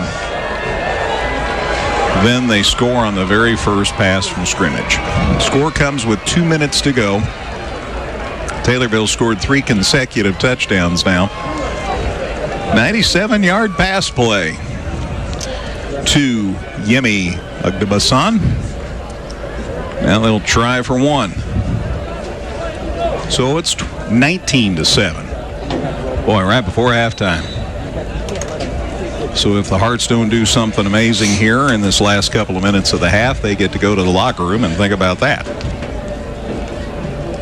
Let's see what happens here. They're going to go for 2. High snap. There's the pitch. Now Odom's going to throw to the back of the end zone. It's incomplete. So they tried for 2, and it's incomplete. But Taylorville has extended the lead. It's 19-7 Tornadoes. 2 minutes left before halftime here on 97.9 XFM. Now that was a gut punch. A fumble inside the 5, and then they threw on the first play 97 yards for a touchdown. The kickoff is short, and it's taken by the Hearts, and it's run over to the sideline, but Colin Weymouth, who ended up returning it, didn't get out of bounds. So it'll be at the 26-yard line of the Hearts with 1:51 to go here. Yeah, actually lost 3 yards on that return. Short kick, just a 31-yard kick, but a negative 3-yard return. But the clock stops for the exchange of personnel. 1:51 to go here before halftime. 19-7 Taylorville. Next week, Hearts are home to Mount Zion in more Apollo Conference action. 7 o'clock. That game next week, by the way, is on KJ Country at 102.3 because we're going to have cruise night music on 97.9. Pass play. Pass is incomplete. Wolf ends up on the turf. There was a flag, and I think the flag's on the Hearts this time. Let's see what the official tells us. The flag is thrown at the 21-yard line. Let's get the details here. Holding offense number 78. 10-yard penalty from the line of scrimmage. Will be first down. Repeat 1. So the Hearts called for a hold. Matthew Heights, one of the more experienced Hearts, called for the hold. And a 10-yard walk-off. Now back to the 16-yard line of Effingham. And it's 1st and 20. So this last couple of minutes has been nothing to write home about. Yeah, Effingham goes from knocking on Taylorville's door trying to tie the game up to down 2 scores, and now looking at a 1st and 20. The officials having to get together and talk something out here. Now they all agree. They're trying to tell the chain gang where the down marker ought to be. Now we're good. So 1st and 20, Effingham at the 16. They run it. Ballman going to the far side. Got some room. Get him a block. He ends up out about the 30-yard line. Pretty good gallop. Tried to double back, though, instead of just pushing forward and got shoved back a little bit. But still forward progress. Gets it out to just shy of the 30. So call it the 29 from the 16 to the 29, a gain of 13. 2nd and 7. Remember, it was 1st and 20. Wolf looking to throw, comes to the near side. It's caught out here for a first down, and out of bounds is Nate Shackelford. Nice grab by the junior. Out across the 40 to the 41-yard line. Clock stops with 1:14 to go before halftime. Well, this would be a bright light if the Hearts could score here. Give you a little momentum heading to the locker room. 1st and 10, Hearts at their 41-yard line. 19-7 Taylorville from the shotgun. Wolf looking to throw, steps up, gonna run. Good gain, first down, well into Taylorville territory, inside the 45-yard line. Nice run by Landon to Taylorville's 43-yard line. Considering that there was a defender with a hand on him in the backfield, he shook that one free and managed to pick up 16 yards. So call it the 43 of Taylorville. 1st and 10, minute to go. Wolf throwing. He's got a man. Oh, Duncan turned around before he had it tucked in, and then it almost was intercepted, and then a flag got thrown. Yeah, and the flag came out late after the pass was already incomplete, so I'll be interested to see what this is. Tristan Duncan with a hand on either side of his helmet. He can't believe he didn't catch that, and now the flag's on the Hearts, it looks like. Is that offensive pass interference? No block in the back. They're going to walk it off from Taylorville's 41, I think. They're still sorting it out. Well, Pass interference, offensive. Yeah, it was offensive pass interference. microphone's only working occasionally for the official. So it's back to the Effingham 47. There, that's what I'll tell you. The penalty takes it back to the Effingham 47. So it's 1st and 20? About. Okay, the Hearts with the ball at their own 47-yard line down. It's 1st and about 20. We'll call it 19. Low snap, but Wolf's got it. Fires it across the middle. Caught by Calber. Nice gain by Cameron near the 30. Complete, and Calber on the reception. So Calber to the 31. So from the 47 to the 31, a 22-yard gain. And a new set of downs for the Hearts. 52 seconds left. Hearts do have a timeout left. There's the snap. Wolf going to the far side. Got a man. It's caught over there. Nice slide. Is that Dylan Busher? That's Calber again. Calber again. And another first down. The ball is complete inside the 30 at the 29. Excuse me, to the 19, Dustin. Gain of 12 to the 19. Another snap. Coming to the near side. Wolf lets it go. It is caught over here. And it's caught at the 14. There's Calber again. And he got out of bounds. Stops the clock with 37 seconds left. So it's at the 14. Gain of 5. And it's 2nd and 5. Effingham still with a timeout. 36 and a half seconds to go. 14 yards. And boy, a score here would really get some momentum going back in the Hearts' direction. Be a huge shift. Wolves checking the sideline still. 2nd and 5 at the Taylorville 14, and now a whistle, and somebody's not set right. Something didn't look right about that. False start on the Hearts. So that'll bring it back 5, back to the 19, and it's 2nd and 10. Effingham's 5th penalty of the half. Each team has been penalized 5 times, so quite a few flags. Quite a bit more than last week for sure. Flags finally moving. Finally some breeze here at Klosterman Field. 2nd and 10. Hearts with the ball at Taylorville's 19, and now Taylorville calls time. So the Tornadoes used their last timeout. Comes with 37 seconds left in the second quarter. Back in a minute. It's Taylorville 19, Effingham 7, but the Hearts driving here at 97.9 XFM. All right, so the Tornadoes called time. 36 and a half seconds left before halftime. It's 19-7 Taylorville. The Hearts had the ball at Taylorville's 19-yard line. It's 2nd and 10. The Hearts have a timeout remaining. There's the snap. Wolf fires, caught by Duncan, and then dropped by Duncan.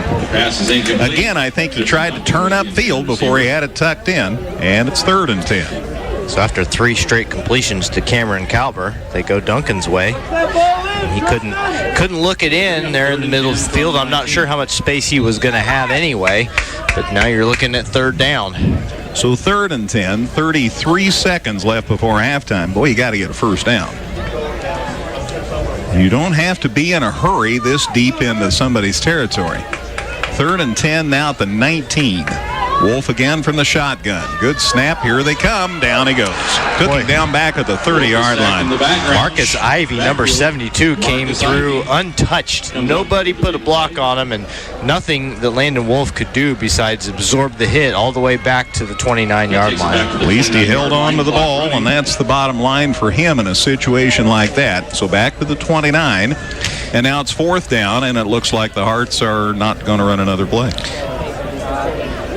They don't call timeout or do call timeout. Coach Hefner's on the field. He let it run down to 1.9, so they're going to try one play. Right. That way, if you don't succeed, you don't give them a chance to run another one. So the Hearts do run the clock down to 1.9. Then Coach Hefner called the timeout. He was watching the clock, and as soon as it hit 1.9, he signaled timeout. So 4th and 20, but that's not the big thing. There's one play left. You're at the 29 of Taylorville. You have a chance to score here before the half. Yeah, and I would say take your shot deep, too. Don't go with a shallow pass. Go for the end zone. So if it's incomplete, then chances of a return minimal. And, obviously, gives you the best chance to score if you do get the completion. So we'll see what they do. I wouldn't be surprised if Tristan Duncan is the guy who gets targeted there. Well, send them all. Send them all, and if he's the target, go. I'd send Busher, send Duncan, send Calber, send them all. Game and a half into the season, though, when we have seen Landon go for the deep pass, that has been the target more often than not. So yeah, you're right. But of course, Taylorville probably knows that too. Yeah, and they'll be sending everybody, I'm guessing, or they'll send everybody back and see how they play it. Last play of the half here. Maybe you send everybody and just have Landon run it instead. Maybe you go get real sneaky. A 29-yard touchdown run? Well, I'd love to see it, man. I mean, he's not the quickest guy, but maybe you have the play drawn up right. Here we go. There's the snap. Here comes Taylorville. Wolf steps up.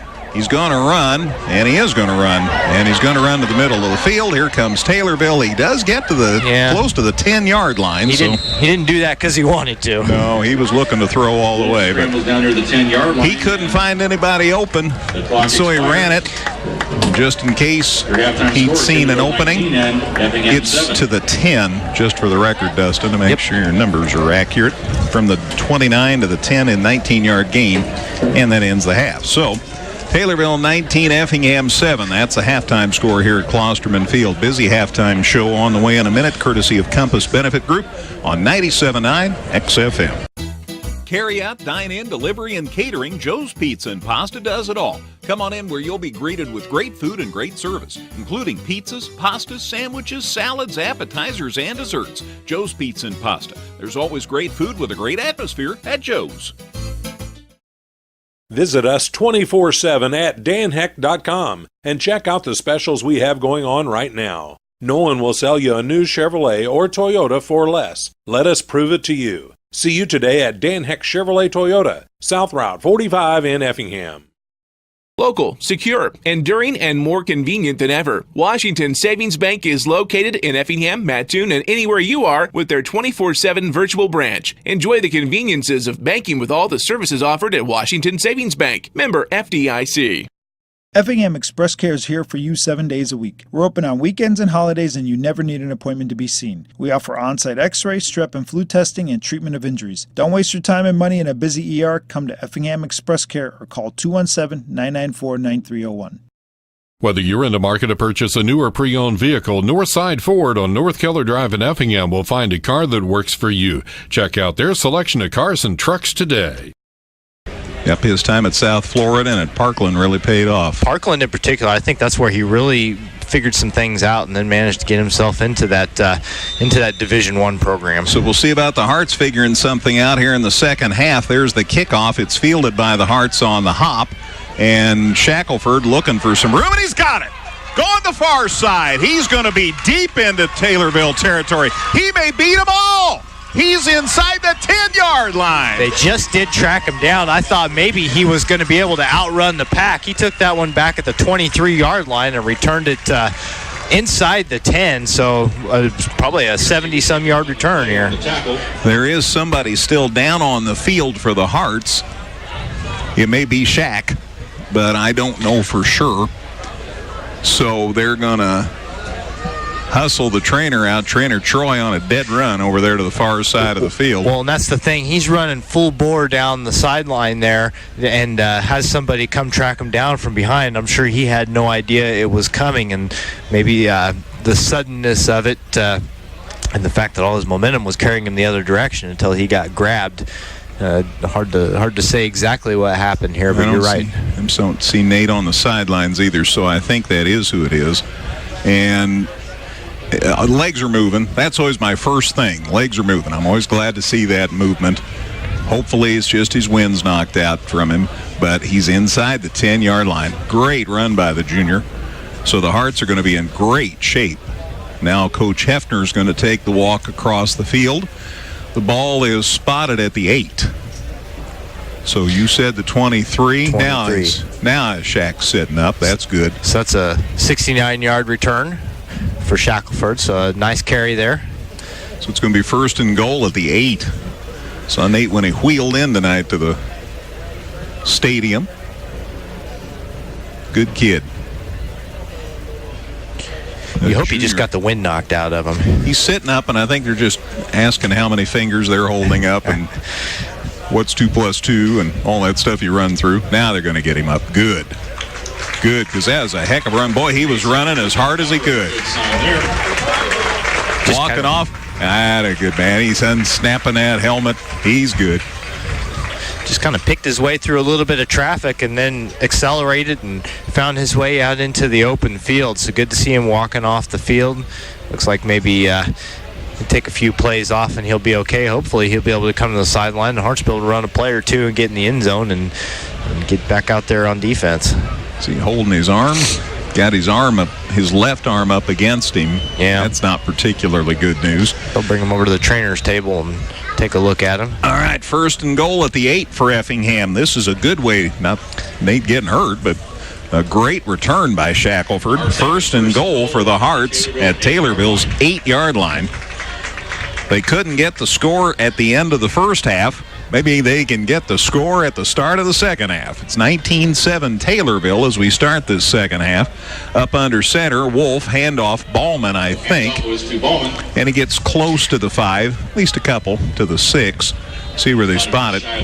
Call it, yeah, just shy of the 5. Call it the 6, a 2-yard gain, and it's second and goal at the 6. Hold on to it. That's the big thing. Oh, and now they've got Duncan a little gimpy. Goal from the 6.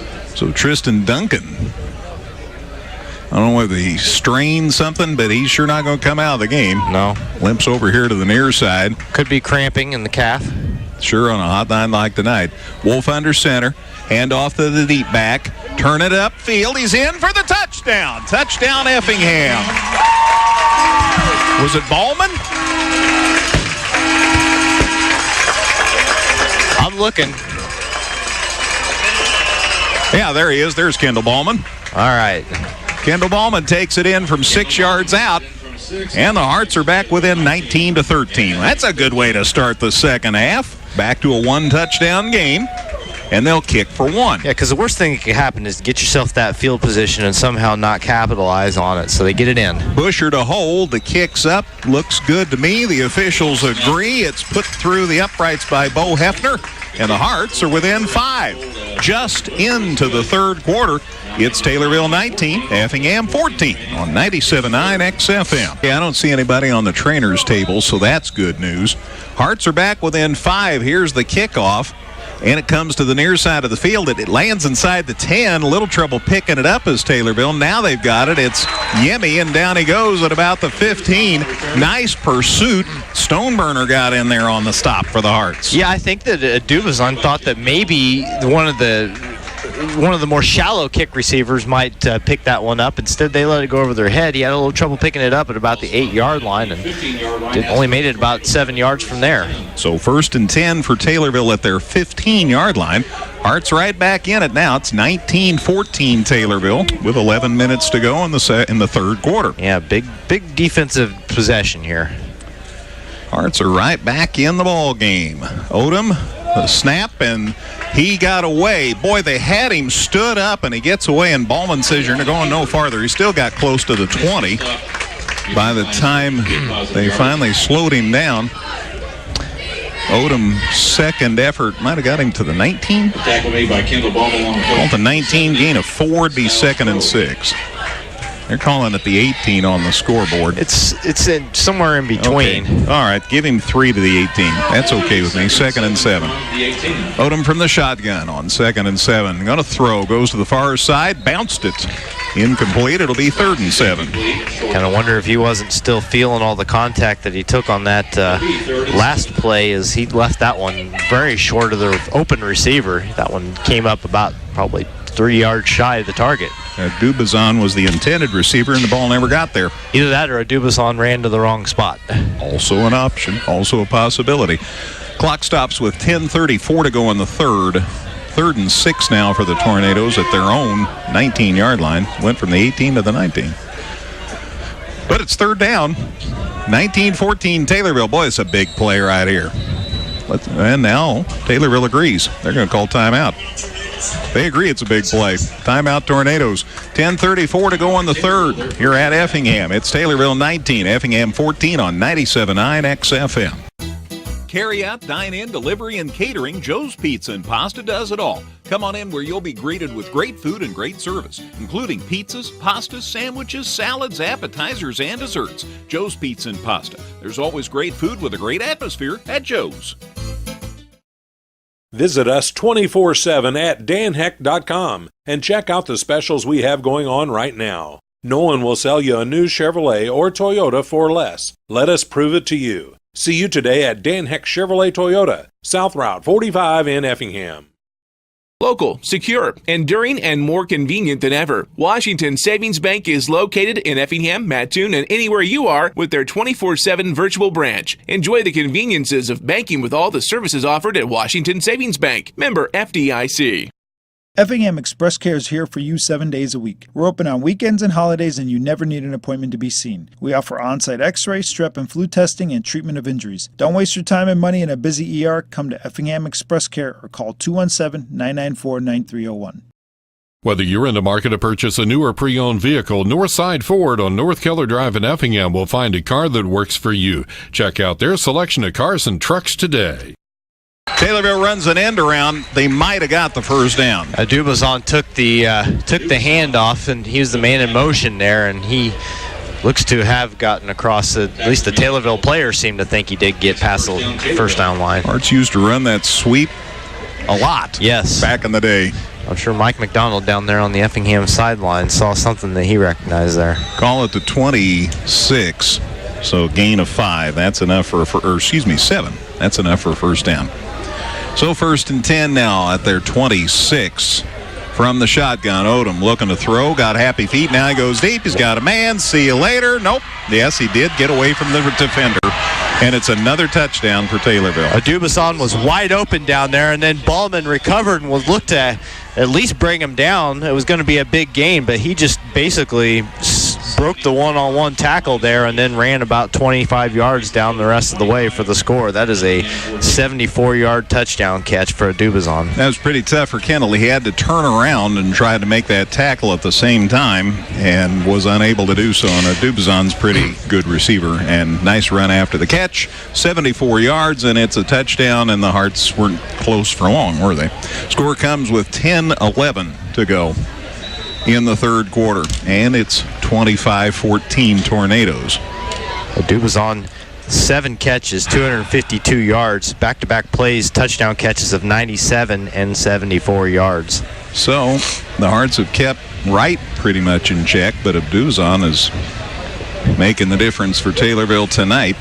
Odom back to throw for 2. The pass caught, and immediately the receiver got slammed, but they say he got in for the score. Wow. The Hearts got him out. So did Luke Spencer, thought that he kept him out, but they scored a 2-point conversion. 27-14 Taylorville. 10-11 to go in the 3rd. Back with a kickoff in a minute on 97.9 XFM. Another home run. 4 plays, 85 yards. Took a minute 3. Drive capped by a 74-yard pass from Odom to Yemi Dubazon. The pass play for 2 was good, and all of a sudden it's 27-14 Taylorville. So right after the Hearts score, a minute later, Taylorville gets it back. Nice return here on the kickoff. Jacob Logan for the Hearts. Got it clear out to the 45-yard line. So good field position for the Hearts to start this drive with 10:03 to go in the 3rd. 5 different guys for Effingham have returned kicks now. Logan the latest. I don't want to be nanner, because the Hearts are just down 2 scores. So let's see what happens here. Still a long time to go. 10 minutes left in the 3rd quarter. 27-14 Taylorville. Wolf up under center on 1st and 10. There's the handoff. Logan Brown gets away from 1 guy, but can't get away from 3, and he might have got a yard. Handoff was to Logan Brown. Out across the 45, I guess. Yeah, they're going to give him across the 45 to the 46, so give him 1, and it's 2nd and 9. Made by Kyle Breckenridge. So 2nd and 9 at the 46. A gain of yard up to the Hearts have moved the ball, have scored twice. One was on a pick, though, returned for a touchdown. And then the big return set up the other touchdown. So let's see what happens here. Landon Wolf under center. Fakes the handoff, looking to throw across the middle. Got a man. It's caught out there. Heck of a grab. That's Colin Weymouth, and he's inside the Taylorville 25. Boy, Weymouth found himself running in space, and that was a strike from Landon Wolf to hit him coming over the middle. Big gainer deep into Taylorville territory all the way to the Tornado 23-yard line. 24 is the spot. 24, okay. So 5 and 26, a 31-yard pass completion to the 24-yard line, and a new set of downs for the Hearts. That was a pretty pass. Good grab by Weymouth. Wolf sets him down, throw on a quick opener to Dylan Busher. Gets to the near side, now to bounds, and he's inside the 20. Oh, man, that was like snap and throw the ball, and Dylan grabbed it, and the senior gets out of bounds inside the 20 at the 18-yard. Well, they got 17 on the board. Looks like the 18 to me, but 24 to the 17 is a 7-yard pass completion. 2nd and 3. 2 catches for Busher now. 7 different Effingham receivers have caught passes in this game. So passing completion much better for Wolf as the game has progressed. Landon looking to throw again. Got a man there. Getting turned around. Is it picked? It is. Intercepted by Taylorville. Interception by the receiver, Duncan, hadn't turned around. Taylorville turned around, though, and they got the interception. Justin Wright caught that one just shy of the goal line. He's everywhere. So it's going to be 1st and 10 for Taylorville at, I think, their 3-yard line. Yeah, I don't think he had any sort of return on that one, but so just the same. Another promising drive thwarted. And 1st and 10 for Taylorville at their 3, but bottom line for them, they have the football. 8:57 to go in the third quarter as we start this drive. 27-14 Taylorville. Taylorville starts this drive with Odom from the shotgun, sends a man in motion, hands it off. They run it up the gut in a good run. Gets it near another first down. Riley Bouchon.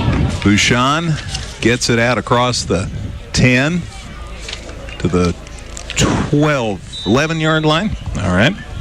5-yard gain. 2nd and 5. Tackles made by Logan. Well, I thought it was. No, the line of scrimmage was the 3. So a gain of 8, so it's 2nd and 2. 2nd and 2 from the 11. So 2nd and 2 from the 11-yard line. Odom stays in the shotgun. Handoff. Up the middle, gain near the 15-yard line. Bouchon again.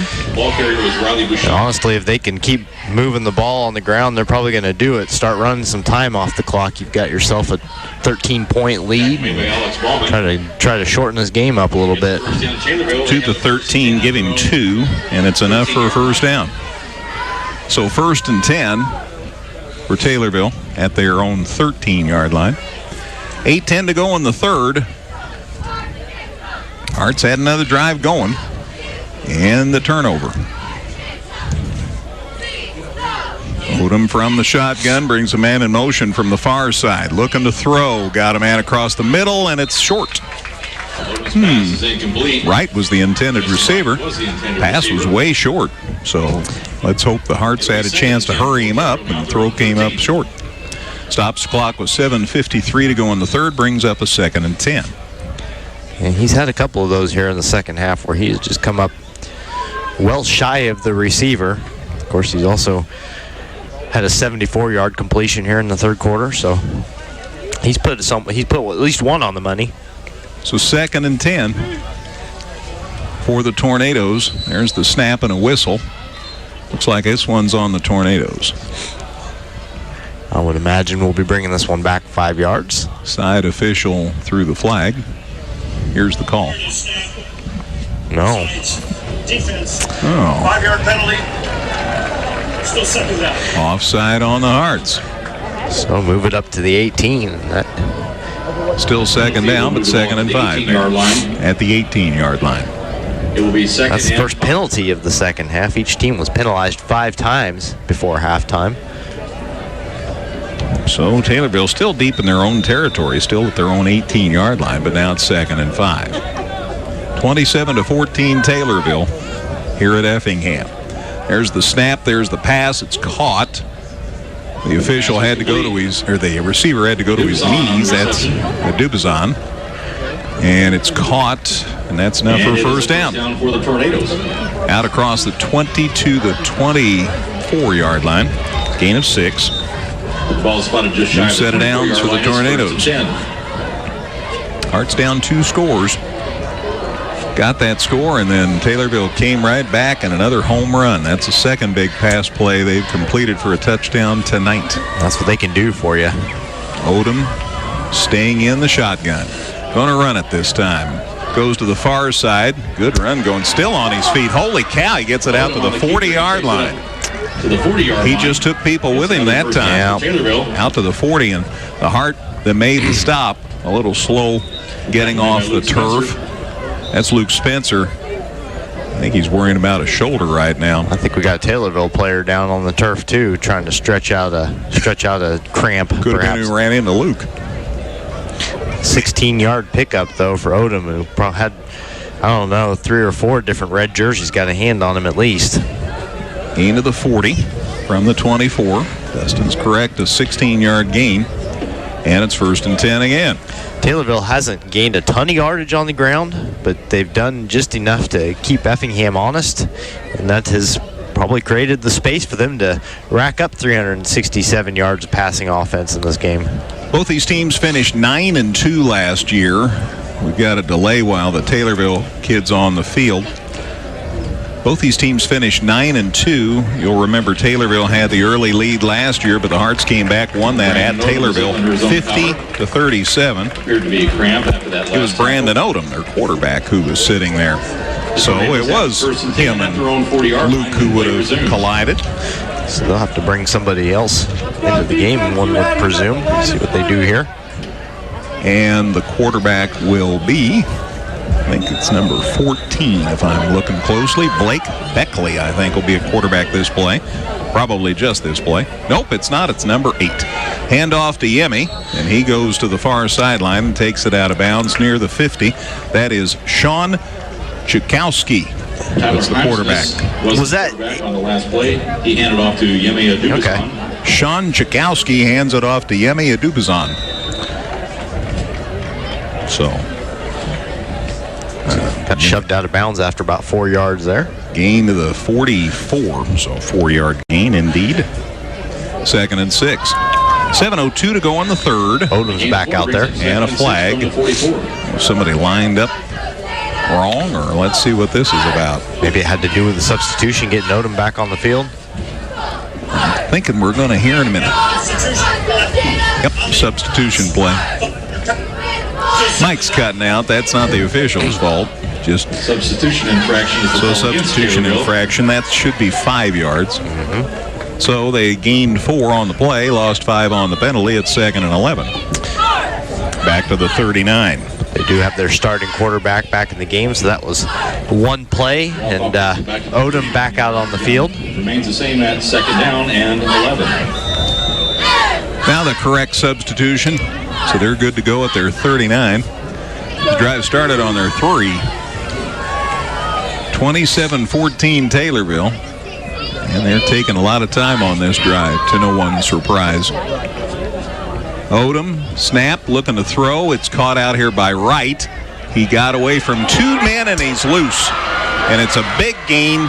He's still on his feet near the 30 before they drive him out of bounds. Holy cow. I mean, he caught that ball with 2 Effingham defenders around him. He took a kind of a jab step back and then just spun around and beat the both of them to the sideline and picked up an extra 20 yards for his trouble. Now another Effingham player down on the field. Yeah, Styles Crow was out there, one of the linemen, a little slow getting up. So they're going to take a knee, and let's see who else might be injured. Ballman was down for quite a while, too, back behind the play. Kendall was slow getting up, and now he's walking off the field. Nice to always see when you can walk off under your own power, so the Hearts run Jacob Logan out there. That was a 30-yard reception for Justin Wright, by the way. To the Effingham 31-yard line. First and 10, the Tornadoes, big drive going here. This again started at their 3-yard line after a turnover. Odom just shy of 400 yards passing now, as Wright is the second Tornado receiver to go up over the century mark. You know what I'm going to say. The Hearts can ill afford to give up another touchdown. We're into the second half, and they're down 2 scores. There's the handoff. Getting loose again and up the middle, and a big gain. Man, they had him stopped twice. He gets loose. He may go all the way. Taylorville in for the touchdown. It's Austin Herkert. Thought they had him stopped twice. He didn't get that memo.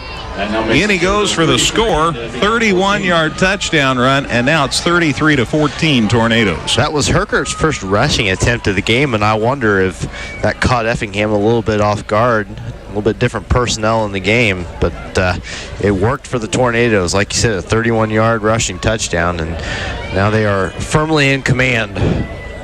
33-14, and they have gone for 2 the last couple of touchdowns. Now they're talking it over. Coach Odom with quarterback Odom. Again, they are uncle and nephew. And nephew is just about to engineer this play. They're going to go for 2. Looking to throw. And a whistle. So somebody didn't do something right. Flag was thrown in the end zone. Delay game. Offense, 5-yard penalty. Replay the on-time down. So they'll have to play that again, Sam, after the 5-yard walk-off. Delay game penalty takes it back to the 8-yard line where the Tornadoes will 33-14 Taylorville now, and they're going for 2. All this does is give them a little more room. And now they're going to call time. Or not. Confusion reigns right now. So the official's going to come over and talk to Coach Hefner. And they're letting everybody take a break. They decide to have a water break before the extra point. It's being delayed for lightning. Oh, you're lightning. Kidding. Oh, well, you know what that means, friends. Rain delay theater. Oh, chance to spend a later night in the studio, which I'm sure he's pretty excited about. Up for a 2-point conversion. You said it. All right. Let's try this 2-point conversion. Odom is going to throw. Here come the Hearts. Odom throws off the wrong foot. It's caught, and Kettlecamp falls across the goal line for the 2-point conversion. He rolled to his right, then turned around and threw across his body back to his left. Kettlecamp was wide open and got to the goal line just before a defender could knock him down. It was pretty close, but it is 2 points, and it does make it 35-14. Taylorville with the lead. So a 21-point lead for the Tornadoes. And hey, let's take a break. We'll be back with a kickoff in a minute on 97.9 XFM. Carry out, dine in, delivery, and catering, Joe's Pizza and Pasta does it all. Come on in where you'll be greeted with great food and great service, including pizzas, pastas, sandwiches, salads, appetizers, and desserts. Joe's Pizza and Pasta. There's always great food with a great atmosphere at Joe's. Visit us 24/7 at danheck.com and check out the specials we have going on right now. No one will sell you a new Chevrolet or Toyota for less. Let us prove it to you. See you today at Dan Heck Chevrolet Toyota, South Route 45 in Effingham. Local, secure, enduring, and more convenient than ever. Washington Savings Bank is located in Effingham, Mattoon, and anywhere you are with their 24/7 virtual branch. Enjoy the conveniences of banking with all the services offered at Washington Savings Bank. Member FDIC. Effingham Express Care is here for you 7 days a week. We're open on weekends and holidays, and you never need an appointment to be seen. We offer on-site x-ray, strep and flu testing, and treatment of injuries. Don't waste your time and money in a busy ER. Come to Effingham Express Care or call 217-994-9301. Whether you're in the market to purchase a new or pre-owned vehicle, Northside Ford on North Keller Drive in Effingham will find a car that works for you. Check out their selection of cars and trucks today. All right, they've reset the clock now for 6:22 to go in the third quarter. It's 35-14 Taylorville. Hearts are down 3 touchdowns. Let's see what happens in this last quarter and a half of football. Thanks for sticking with us, by the way. You're listening to high school football on 97.9 XFM, WXCF in Effingham. Next week, Mount Zion's here, and That'll be on KJ Country because of Cruise Night music here on 97.9 next Friday night. So, yes, Virginia will have the game, but it'll be on KJ Country. And now a whistle. Oh, well, goody. Taylorville had 12 men on the field, so that's a 5-yard walk-off. So now we'll run her back to the 35, and now they'll kick. We needed some other delay. So they'll scoot this back to the 35-yard line. That's Jackson Tex, number 77, an offensive lineman. He's a big boy. They've had 3 different guys kick off in this game. He's kicked off the last 2 times. Hunter Morgan's kicked off a couple times. Jagger Moore kicked off the first time. Auditions. Oh, they switched. Tex turned right, and somebody else kicked it. The ball's loose. It was kind of like a scrum. And almost an onside kick. Yeah. Effingham dove on it out across their 45. So Taylorville rolled the dice. They had 3 touchdowns. You can do stuff like that. But they give the Hearts pretty good field position to start this drive. I don't know. Sometimes when you're ahead by 3, you want to do what you can to not give that other team a chance. But the Hearts have it 1st and 10 at their 46. And Jacob Stoneburner was the one who dove on that one. Thank you, Jake. Good job for him. So the Hearts just need to score a bunch of points and stop Taylorville. Boy, this has been the quick death. 97-yard touchdown play. Another long one. See what happens. Landon Wolf up under center. Hands it off to Logan Brown, and Logan got about 2. Logan on the carry. To the 48. So Logan Brown gets a couple to the 48-yard line. It's 2nd and 8. It's just been really tough sledding for Logan tonight. He has run 10 times for 23 yards. They have bottled him up pretty well. By the way, we had a chance while the lighting was going on to also see Dr. Jennings' fireworks out on Amanoff Drive at the United Way celebration. So fireworks in both directions. 2nd and 8 at the 48. Wolf up under center. Looking to throw. Quick opener out here in the flats to Cameron Calber, and he gets into Taylorville territory before they take him down. Takes it inside. I think he got about 3 out of the Taylorville 49. That'll make it 3rd and 5. The stop was made by Kaylor Jacobs. So Calber's 4th catch of the night. Cam's gotten right in the action here lately. They pull from the lineup right now. Jacob Stoneburner. And they get Dylan Busher back out there, the Hearts do. So they've got Calber down here split wide to the near side, and then you've got both the 2 receivers. Now they bring Calber to the left. So they got 3 targets, and there's the pass. Nice job. Wolf hits Calber, and it's a 1st down to the Taylorville 40-yard line. Good enough for the first He started on the right side with the other 2 receivers, Busher and Duncan, on the left. Before the snap, they swung Calber around to the left, so they had 3 receivers over there, and Calber kind of in a slot. And good job by Wolf of hitting him. Good for the 1st down to the 40. So that's a gain of 8, and that's enough for a 1st down. Calber's 5th catch. He's got up to 51 yards, the leading receiver for the Hearts here. Up under center, still Wolf. Looking to throw again, steps up, decides to run, has some room inside the 30 to the 25 before he goes down. All of a sudden, Landon Wolf, a scrambling man. Yeah, good decision for him. He saw somebody coming up on the weak side of the line, stepped up into the pocket, got the block, and then realized he had nothing but open space in front of him, so he just took off running and didn't stop until he had picked up 15 yards. From the 40 to the 25, and a new set of downs for the Hearts. 4.5 to go in the 3rd quarter. Hearts are down 35-14, but they're rolling. Wolf looking to throw across the middle. Oh, it's tipped by Taylorville. It falls incomplete. Boy, I thought that was for sure going to be a completion. Yep. And the Hearts receiver out there, Jacob Briggerman, thought he might have been helped to the turf. Well, he but it was. turns out to be incomplete. But once that ball's tipped in the air, it doesn't matter. Number 3 for Taylorville, Will Kettlecamp, came in and gave him a shot, and he's free to do so. Make sure that he doesn't catch that free ball in the air. So it's 2nd and 10. Clock stops with 4:27 to go in the 3rd. Again, Mount Zion's here next week, and Brian's got a whole host of finals already. He'll be getting those our way when we have a chance. Reds get within 7-5 of the Cardinals now. There's a handoff. Logan Brown, a lot of room up the middle. He's loose. Touchdown, Effingham. Logan Brown, 25 yards, and the Hearts are back within 35-20.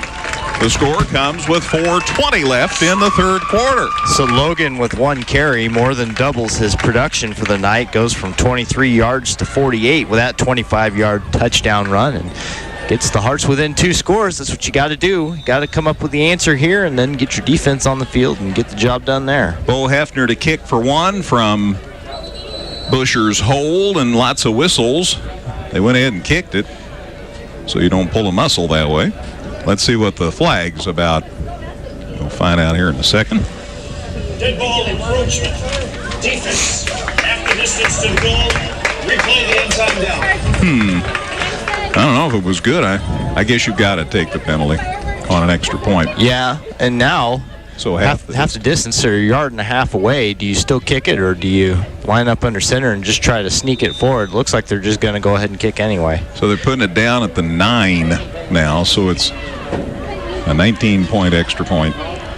Busher's hold, the pass is high. Hefner catches it, and he got clobbered. Wow. That snap was way high.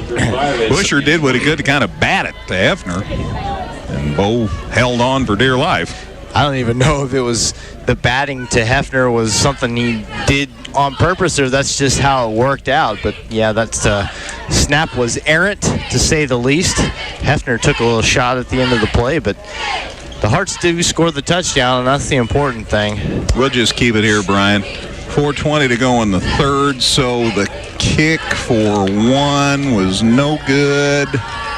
And tell me about that drive, Mr. White. Well, I can tell you, let's flip back a page of my notes here, that it was a, goodness, my fingers aren't working. Okay, it was a 6-play, 54-yard drive, and it took 2 minutes and 2 seconds. Sorry.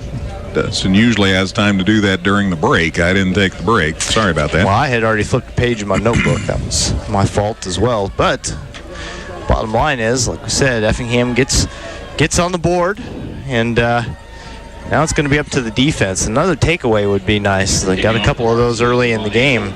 Certainly would be nice to get the ball back. Hearts are back within 35-20. Ivan Angel is going to kick off here for Effingham. So Ivan looking to get something good going here, and he hits it pretty good. Lands inside the 15, goes out of bounds. Did it touch the Taylorville kid or not? Yeah, Dubajon was in the neighborhood, but apparently it didn't touch him. The flag came out after it rolled out of bounds around the 10-yard line. I was hoping it had touched him. I was kind of hoping myself. You could see it drifting toward the sideline. It was not touched, and therefore a penalty flag was thrown near the 10-yard line. So the ball goes out of bounds, and it can't do that. So that's a penalty, and so that'll bring it back. Or let's see what they decide here. So Angel hit it pretty good from the 40. It just kind of dribbled out of bounds at about Taylorville's 15-yard line. There must have been some question about it, because generally you wouldn't need any discussion between officials to make this call. You're going over to the sidelines and talking to Jeb Odom. Free kick out. Going to re-kick. Ball will be placed at the 40-yard line. 40. Assessment of a 5-yard penalty. Will be first down. Oh, they're not going to re-kick. No. I thought he said re-kick. Well, must have been the microphone. Yeah, his mic is cutting out again. So bottom line is that they bring it out to the 40-yard line. Taylorville going to have a 60-yard short field to work with here. Or my ears were cutting out. Anyway, 1st and 10 for the Tornadoes at their 40. High snap, but they got the handoff and a decent gain out to about the 45-yard line on first down here. They will peel people from the turf, and I'll be able to tell you that it was Riley Bouchon. He's been carrying a lot the last couple of quarters. Gain of 5 brings up So gain of 5 at 2nd and 5 for Taylorville at their 45-yard line. Yeah, he's up to 8 carries for 36 yards. 3:50 to go, third quarter. Taylorville leads, but now it's 35-20 as the Hearts have crept closer. And from the gun, Brendan Odom sends a man in motion to block, probably. Yep, because Odom's going up the middle, and he's close to the first down, and he gets the first down. Yeah, I think he's got it. According to my eyeballs, he's right at midfield. They're going to mark it right at midfield, so maybe he does not have a first down. It may require a measurement. Well, they call it. They do give him the first down. So exactly 5 yards. They still got the 3 on the Well, the down official marker. already signaled first down. Okay, now he's telling the chain gang. Yeah, so we're good. So 5 yards for the first down. And a new set of downs here for the Tornadoes. They have it right at midfield. 3:17 to go in the third. Next week, Mount Zion's here. Remember, we'll have that game, but we'll have it on KJ Country at 102.3. Mount Zion in a bit of a battle this week, it sounds like. Indeed. Brian will give you a chance to let us know at the end of the quarter final on that game, okay? Here's the handoff. Nope, he didn't hand it off. Odom kept. He fakes, and he goes toward out of bounds. Slid near assistant coach Aaron Adams. Stayed in bounds. Ballman made the tackle. That's a 4-yard gain to Effingham's 46. He slid feet first, but already had an Effingham defender A gain of 4 to the Effingham 46. in the process of bringing him down. So a 4-yard pickup gets him up to 46 yards on 10 carries. Brewers got Curtis Granderson, the ageless wonder. They also traded for Gio Gonzalez today. So they did get their other starter. All right, we'll see. It's going to be an interesting last month, man. 2nd and 6. There's the snap. Give it up the middle to Bouchon. He gets some, and he's still driving and diving. Now he gets driven back. Yeah, I don't think his forward progress got him quite far enough to move those chains again. Needed to get close to the 40. He did not. I had a pretty good look. They'll score it at the 43. 43. So that is a gain of 3. And it's 3rd and 3. Under 2 minutes to go in this third quarter, though. Taylorville running some precious time off the clock. All right, let's see what happens on 3rd and 3. There's the snap, looking to throw to the flats. Bounced it. Incomplete. It'll be 4th down. Pass is ruled incomplete. As Yemi Agdugbazan had a chance to catch it, it came up short. Bounced it, stops the clock with 1:37 left in this third It'll quarter. be 4th and 3 from Strange for me to say this, but Odom, for a guy who's thrown for almost 400 yards tonight, struggles with his accuracy on the shorter throws almost. He can hit a guy in stride 30 yards down the field, but some of those shorter passes, he has left them well short of the intended receiver. And so I guess we know which one he practices. I guess so. I mean, part of it is that sometimes you can just kind of throw it in space and let your receiver go get it. And he's got a couple of athletic guys for sure. It looks like someone's going to time out here. Taylorville, I think, is going to burn one here. They were a little indecisive. It's 4th and 3, and I think they want to do what they can to keep this drive going. So Taylorville calls time. That's their second timeout. Back in a minute here. It's 35-20. Tornadoes lead Effingham here at Effingham on 97.9 XFM. Carry out, dine in, delivery, and catering, Joe's Pizza and Pasta does it all. Come on in where you'll be greeted with great food and great service, including pizzas, pastas, sandwiches, salads, appetizers, and desserts. Joe's Pizza and Pasta. There's always great food with a great atmosphere at Joe's.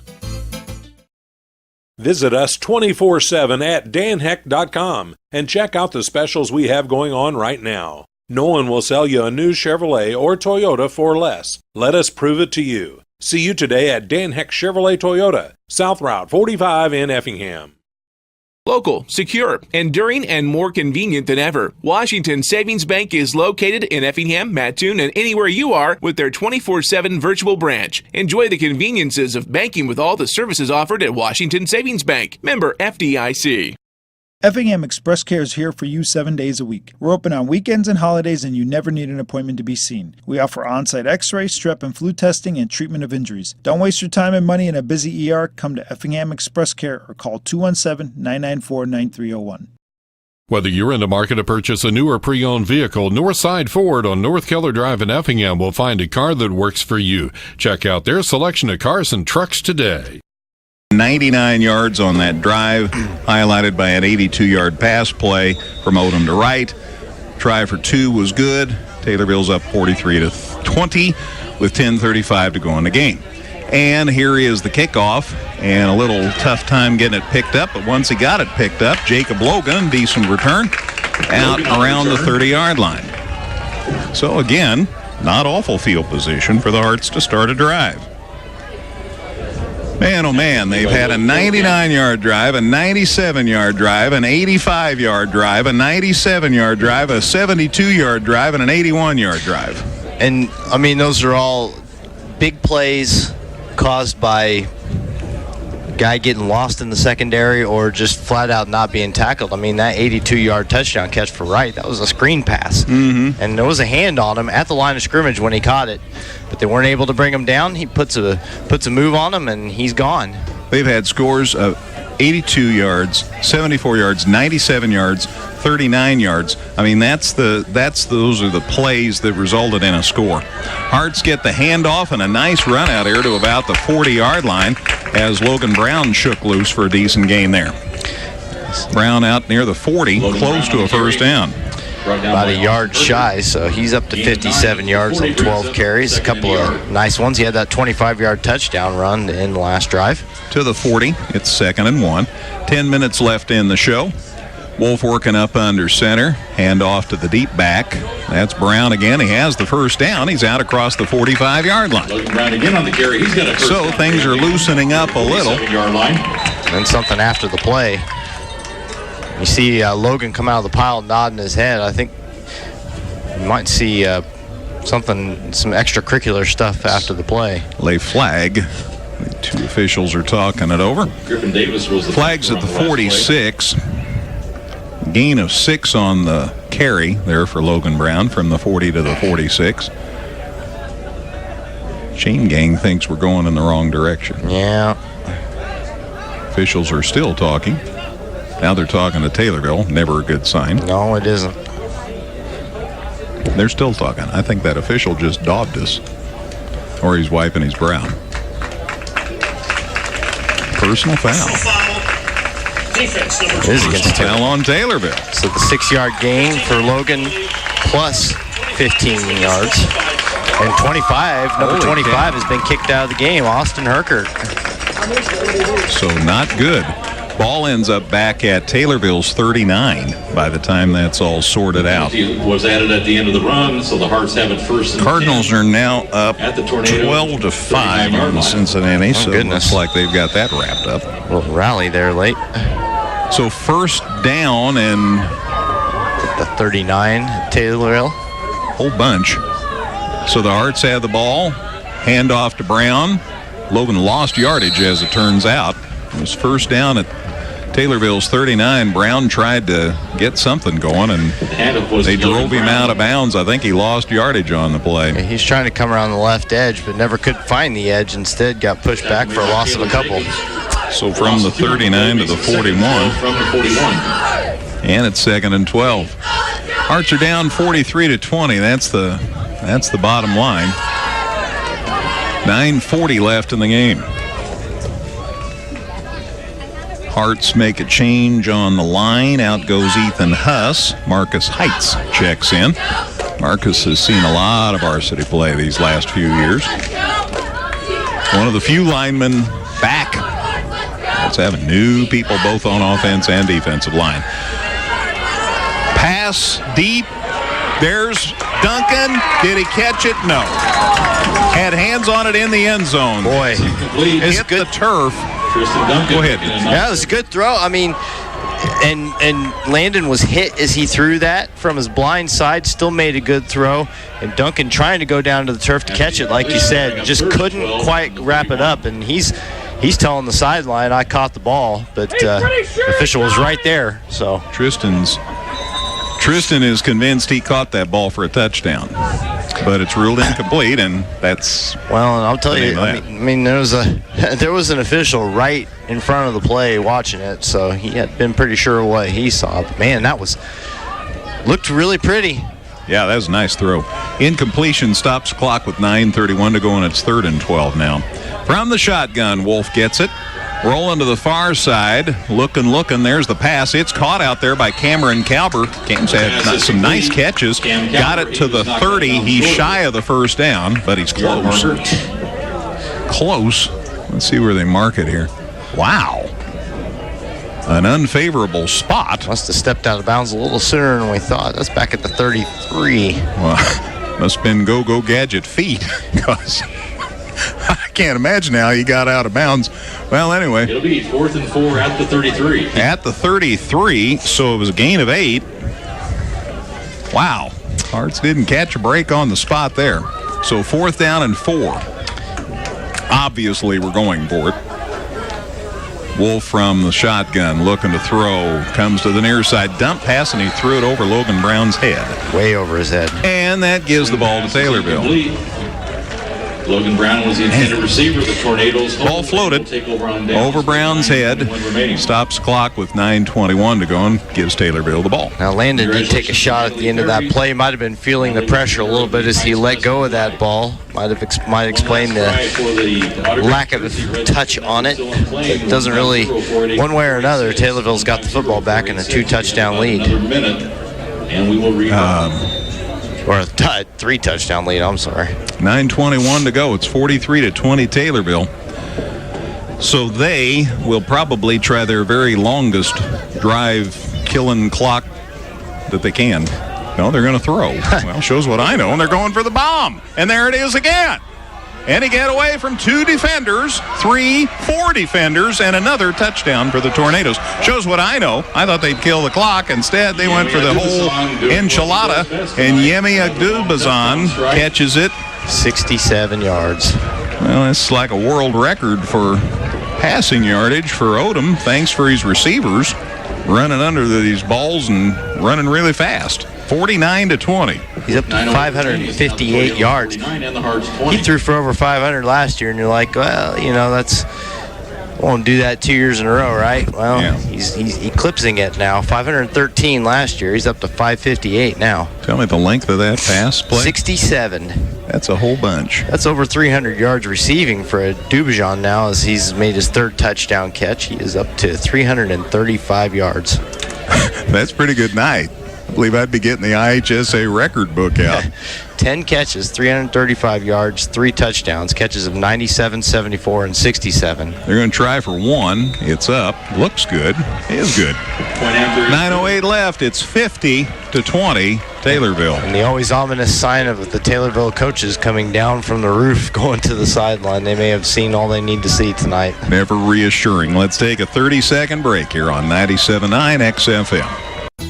Carry out, dine in, delivery, and catering, Joe's Pizza and Pasta does it all. Come on in where you'll be greeted with great food and great service, including pizzas, pastas, sandwiches, salads, appetizers, and desserts. Joe's Pizza and Pasta. There's always great food with a great atmosphere at Joe's. Visit us 24/7 at danheck.com and check out the specials we have going on right now. No one will sell you a new Chevrolet or Toyota for less. Let us prove it to you. See you today at Dan Heck Chevrolet Toyota, South Route 45 in Effingham. Local, secure, enduring, and more convenient than ever. Washington Savings Bank is located in Effingham, Mattoon, and anywhere you are with their 24/7 virtual branch. Enjoy the conveniences of banking with all the services offered at Washington Savings Bank. Member FDIC.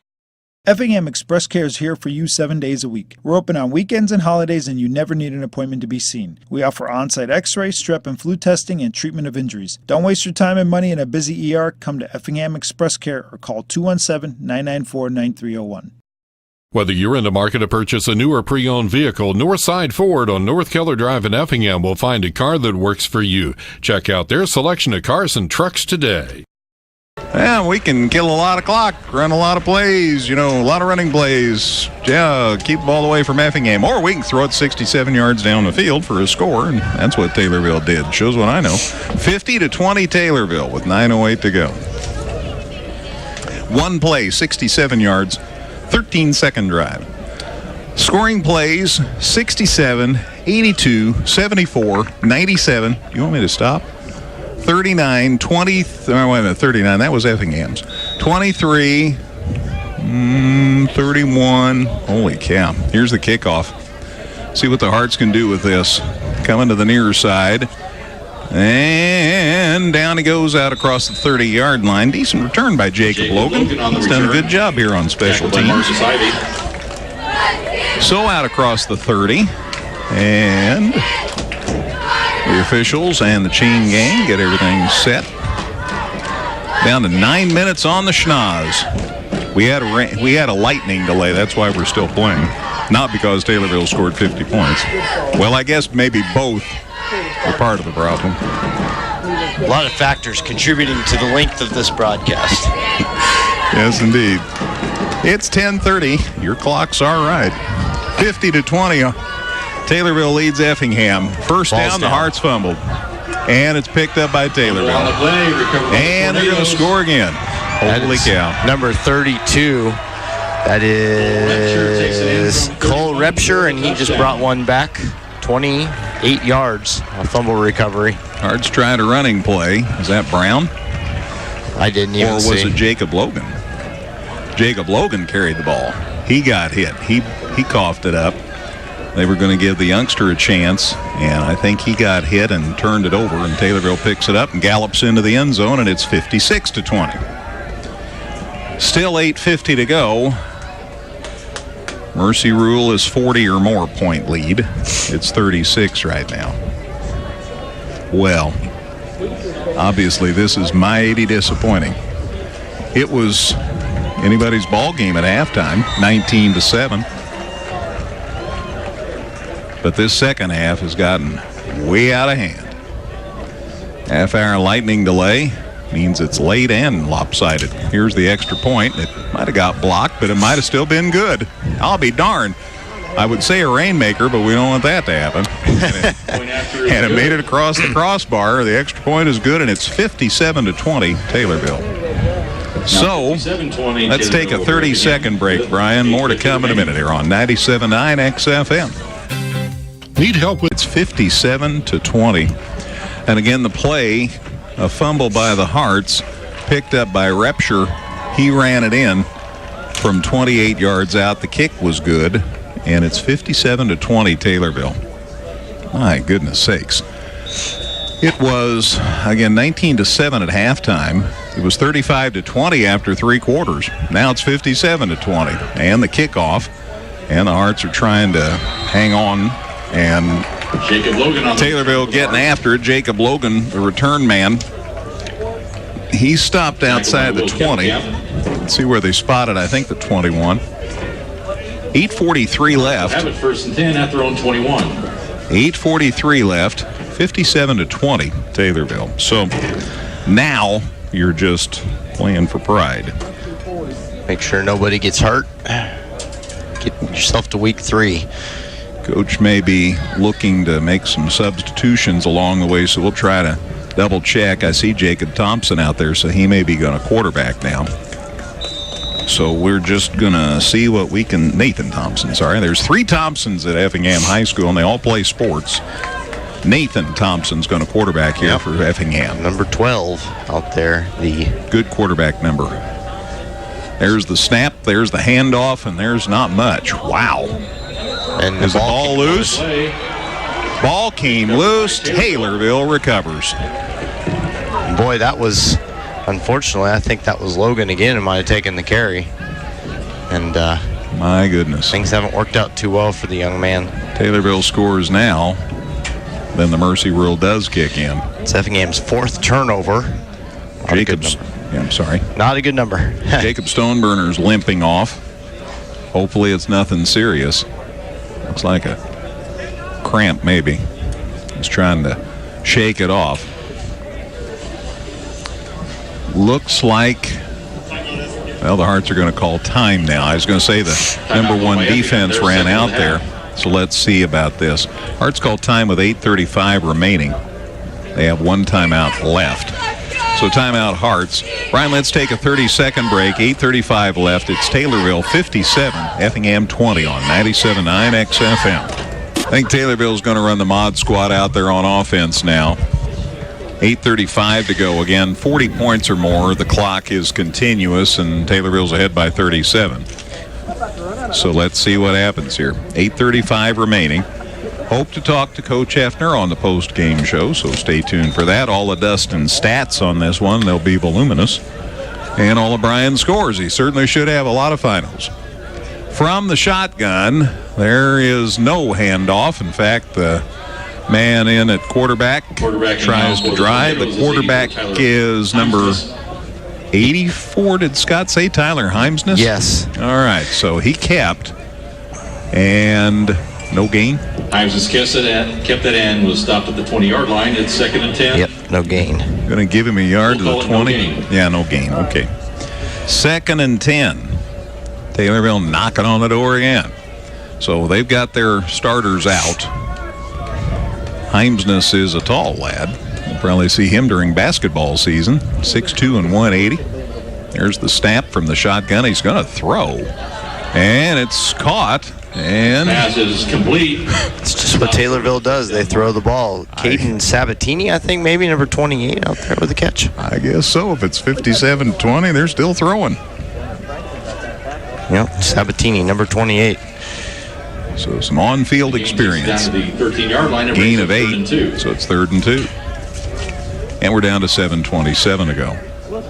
Heimsness, again from the shotgun, got a man lined up beside him and behind him in this set. 3rd and 2 again.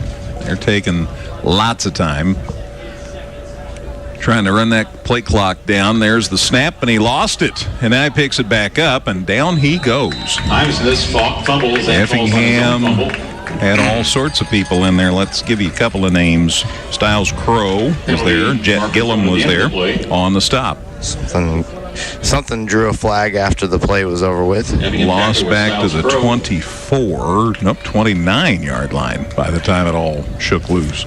Or is it, pardon me, 19. the 19-yard line, sorry. So the 19-yard line is where the play ended. Unsportsmanlike conduct, number 82 of the defense. Half the distance to the goal. Still 4th down. That would be us. So that'll make it a 1st down. So unsportsmanlike conduct called. Assessment of the yardage, reaches a line to gain. It'll be a 1st down. And half the distance to the goal, gets it just inside the 10, and that's enough for a 1st down. So now it's 1st and goal to go for Taylorville, just inside the 10. 6:57 to go. 57-20 Taylorville. Usually officials don't give the numbers of the kids.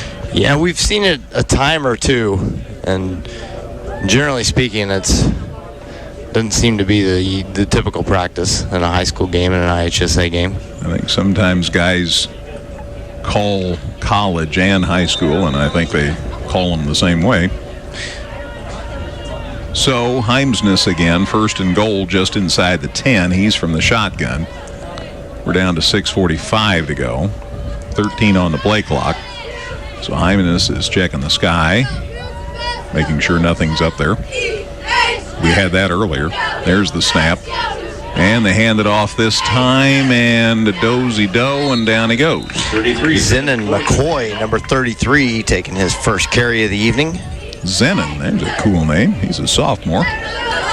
And they will spot it right back at the 10. 2nd down. Dawson Witten, along with help from Sean Cochran.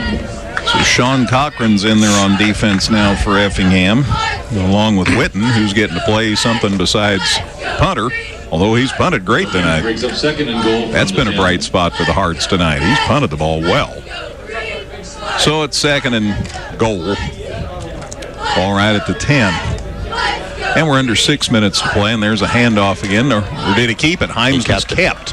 And he's inside the 5. And it'll be 3rd down. But a lot closer to the goal line than they were. It looks like he picked up 7 or 8 yards there. 3-yard line? I'm checking the board. They're showing 4 on the scoreboard. There's the 3. 3, okay. So from the 10 to 3, a gain of 7 there for Heimsness. So it's 3rd and goal at the 3. 57-20 Taylorville. Boy, this thing got out of hand in a hurry. Some big plays for touchdowns. Tons of big plays. Heimsness stays in the shotgun. There's the snap. This time he does hand it off. And down he goes. They lost yardage. In fact, back to the 5. That was McCoy again. And I checked. He is the real The handoff McCoy. was to Zenon McCoy. Zenon back to the 5. So no gain. No, he gained to the 3, so a loss of 2. Back to the 5. Back to the 5-yard line. It'll be So it's 4th down. So far, Zenon has 0 positive yardage. And that's all the Z words I know that I'm not going there. at least that make any sense in the context. I mean, I know other Z words. I just don't know how to work them into a football game. Not going there. They're going to throw. There's a pass. It is caught for a touchdown. 49. That is Blake Donnan, the tight end, who makes the touchdown catch. Well, so didn't have enough points. So Taylorville throws on 4th down and goal, and the pass is complete. Touchdown makes it 63-20. Now the clock will run a lot. I think that was the big thing for them, is they just wanted to get it going, get that clock running, and get out of here. And they like to throw the ball. What can you say? That's their 6th passing touchdown of the game, and Donnan is the 7th Tornado to catch a pass in this game. They're going to kick for 1, unless they modify it out of here and throw for 2. Kickers counting noses. Tyler Heimsness, he can do it all. He's going to kick. It's up. Looks like it might be good. Officials think so. 64-20. So Taylorville scores again. I'm just about out of room on my score sheet. For the remaining portion of this game, we will have a running clock. So, let's see. We had a score for Taylorville. That was a 5-yard catch. 5. Pass. Kick was good. And McCoy, who caught the touchdown? The touchdown catch was Blake Donnan, number 49. I noticed I hadn't mentioned that. Donnon. Thank you, Dustin. Yep. He's a junior tight end, 6'5", 205 pounds. That's a pretty good size. Went down to the turf to make a great catch. I mean, it was a good play. Nice little rollout pass for Heimsness there, and that capped a 7-play, 20-yard drive for Taylorville. That took 4 minutes and 13 seconds. Right. Yeah, they ran a lot of time off the clock. That is their longest drive time-wise of the evening. And which is amazing, because it was a 20. They got it at their 20-yard line, or the Effingham 20-yard line, and took that much. They've driven the ball 99 yards and 97 yards and taken a lot less time than that. But this time they grinded it out, and now they're going to be kicking off. And once they kick this off, the last 4 minutes and 22 seconds will run unabated as the running clock is in order. At 10:47, a running clock. There's the kickoff. 9 touchdowns for Taylorville tonight. Kicked that right out of bounds. Yes, he did. And that'll stop the clock. Penalties do stop the clock. We'll have it 1st and 10 at the 40-yard line. So, should be Effingham ball at the 40. Well, it's... Free kick out of bounds. What can you say? Gotten way out of hand, gang. I don't have to call many games like this because Effingham plays good football. And this one, just lopsided. There'll be some things to figure out pass coverage-wise. But you may not face too many more passing attacks that are as dynamic as this one with Wright and Adubajan. A couple of speedy receivers who are quite elusive, good at breaking tackles. Arch just kind of ran into a buzzsaw tonight. How many yards has Odom thrown for? I'll tell you in a second. A fumble. Arts fumbled it, but they pick it back up, and a pretty good run. So the ball was fumbled, but it's picked up there by Wyatt Smith, and Wyatt Smith, a junior, turned it into a decent play. Out to the 48, it's 2nd and 2. So Odom threw for 558 yards tonight, 20 of 28. So 20 completions for 558 yards. That's colossal. Yeah, it's crazy. Wow. All righty, fumble again. Hearts pick it up again. They got a 1st down. This must be a new offense. Well, it doesn't seem sustainable. So Nathan Thompson has had a bit of a problem with the football, but backs have been there to pick it up. But that time the carry was by Dawson Witten, and he got it to the 45 of Taylorville. So that's enough for a first down. Cardinals beat the Reds 12-5. So if you're a Cardinal fan, you're really happy. Cubs fans not so happy. Not so happy. No, not so happy. You weren't going to mention it. Probably. Oh, the ball's on the ground again. Holy cow, 3 straight plays, 3 straight fumbles. That was on the snap exchange, too, as Thompson had to just fall on it. So ball security, a bit of an issue. Obviously, these are guys who haven't seen any varsity time for the most part, but just the same, you'd like to see them make that snap exchange, the center exchange, a little better as it pushes it back a couple yards. Loss 1 to the 46. So, 2nd and 11. We're down to 2:20 to go. Again, continuous clock now. Nathan Thompson says, man, we're going to make this happen here. We're going to have a nice clean exchange and run an offense. Nathan up under center. There's the snap. There you go. Good handoff. Look at that run. Got it near the 35-yard line. Nice work. Wyatt Smith close to a first down. From the 46, Wyatt advances it to 36. So a 10-yard gallop. Just shy of a first down. So 3rd down and 1. And we're down to minute 35 to go. Again, a continuous clock. Let's see if they can get a first down on the board here. And there are all kinds of whistles. What's up? Equipment problem? Yes. Worried about a shoulder pad or a mouthpiece or something on one of the Taylorville linemen. He's going to have to leave. So he trots off.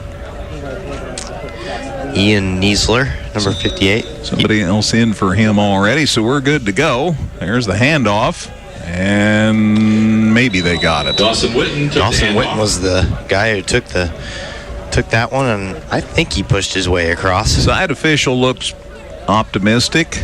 There's the spot. We have a conference here. Saying he didn't get it. No gain. Wow. All right, so it's 4th down, and we're down to 45 seconds. So it's a race to see whether we get the first down or the game ends.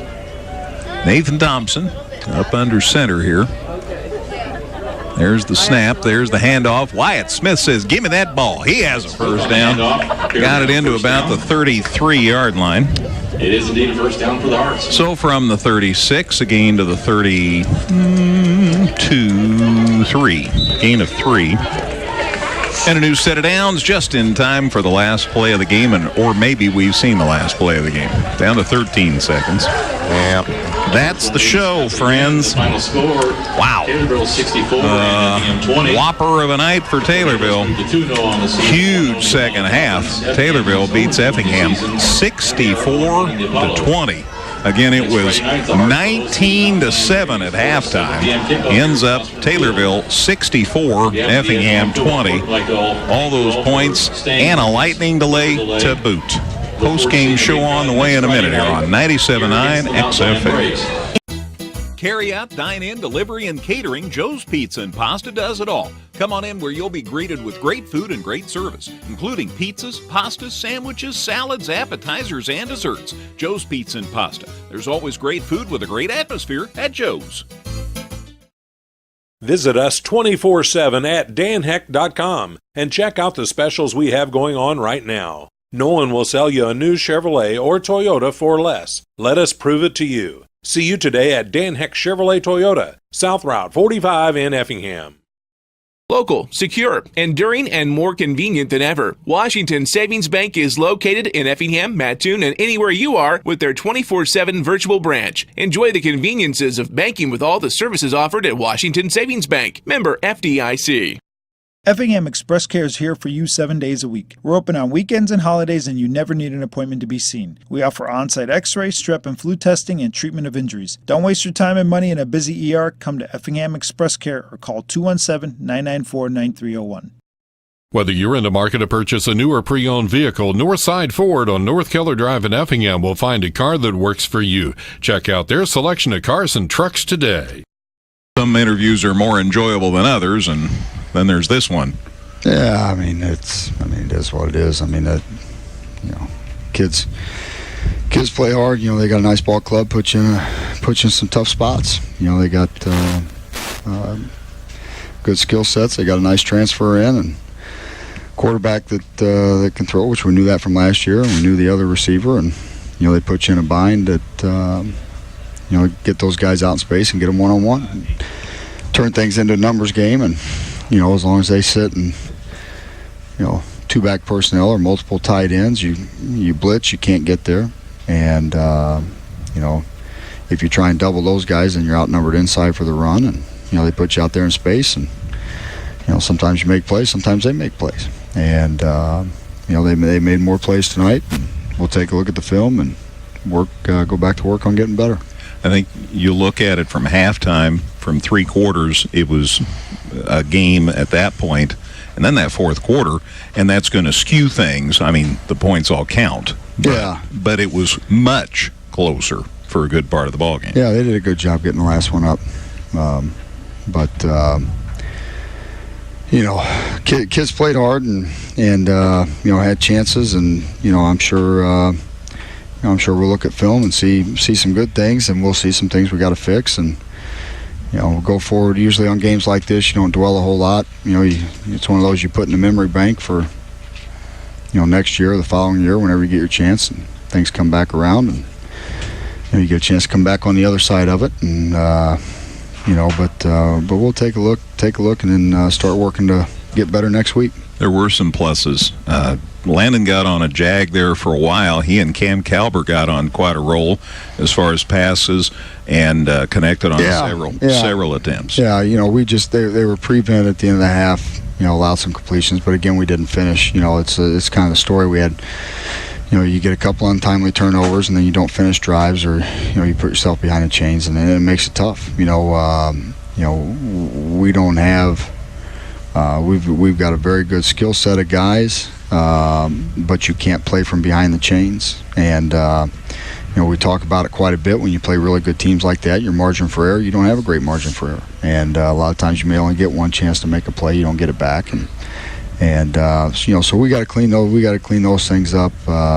Disappoint a little bit with our tackling. And part of that was their athleticism in space and all that. But but we'll go back to work. We're blessed. We got great kids, and they want to work hard and they want to get better. And good news is we get another conference game next week, and we'll take Monday and go start to get ready. Yeah, you do need to put it in perspective. It was a game, and and it's good. Yeah, it was like Highland all over again. A couple years ago, you're sitting in the locker room for 40 minutes. It's the hottest place on earth. You can't go anywhere. It won't let you be outside because it's lightning, and just a lot of weird things. And they had to deal with it too. But you get a lot of goofy things like that. And you come out of it, and but at the end of the day, we just we gave up too many big plays and didn't make enough plays of our own.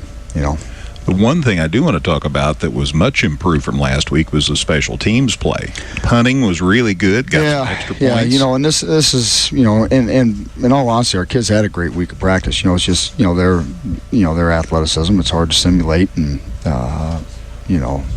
we knew our safeties were involved a lot in the run game. When they play with tight ends and fullbacks, they force you to. You have to. It's if you put them out in coverage now, you look at the number of tackles that our safeties were in on run plays, and you eliminate them. Well, then the run plays going for I thought our kids did an outstanding job this week at practice and working, and and we'll go back to work and get better. And it's like I told them. The good thing is you got 7 more to play. But you can't win the 7th one until you win the first one. So you bet. I do want to double check, Brett. Will next week be Military Appreciation Week? Next week is Military Appreciation. There's a lot going on. It's the WCIA will be here out of Champaign. It's their game of the week, like it was last year up at Mount Zion. So they have a number of things going. They have a food drive. They got a tackle hunger food drive where they ask everybody coming into the game to bring a non-perishable food items, so there'll be collection areas for that. It's our Military Appreciation Night. We've selected the DAV here in town to be the recipient of that. So we're still got doing some T-shirt tallying and all that to see what we'll give them. And then Channel 3 will be here before school on Friday, broadcasting live their morning show live from here. So yeah, a lot going on. You know, it's a big week. It's a great week. You know, to honor all our military personnel and veterans, and it's become a really big deal here. And you know, we'll go back to work, and the kids will be excited to get to wear their camo jerseys and all that, and we'll bounce back and we'll be ready to go. Very good. Thank you, Brett. Thank you. Appreciate it, Greg. You bet. You bet. That's Brett Heffner. Appreciate him coming up on the post-game show. Again, final score was a 64-20 win for Taylorville over the Hearts.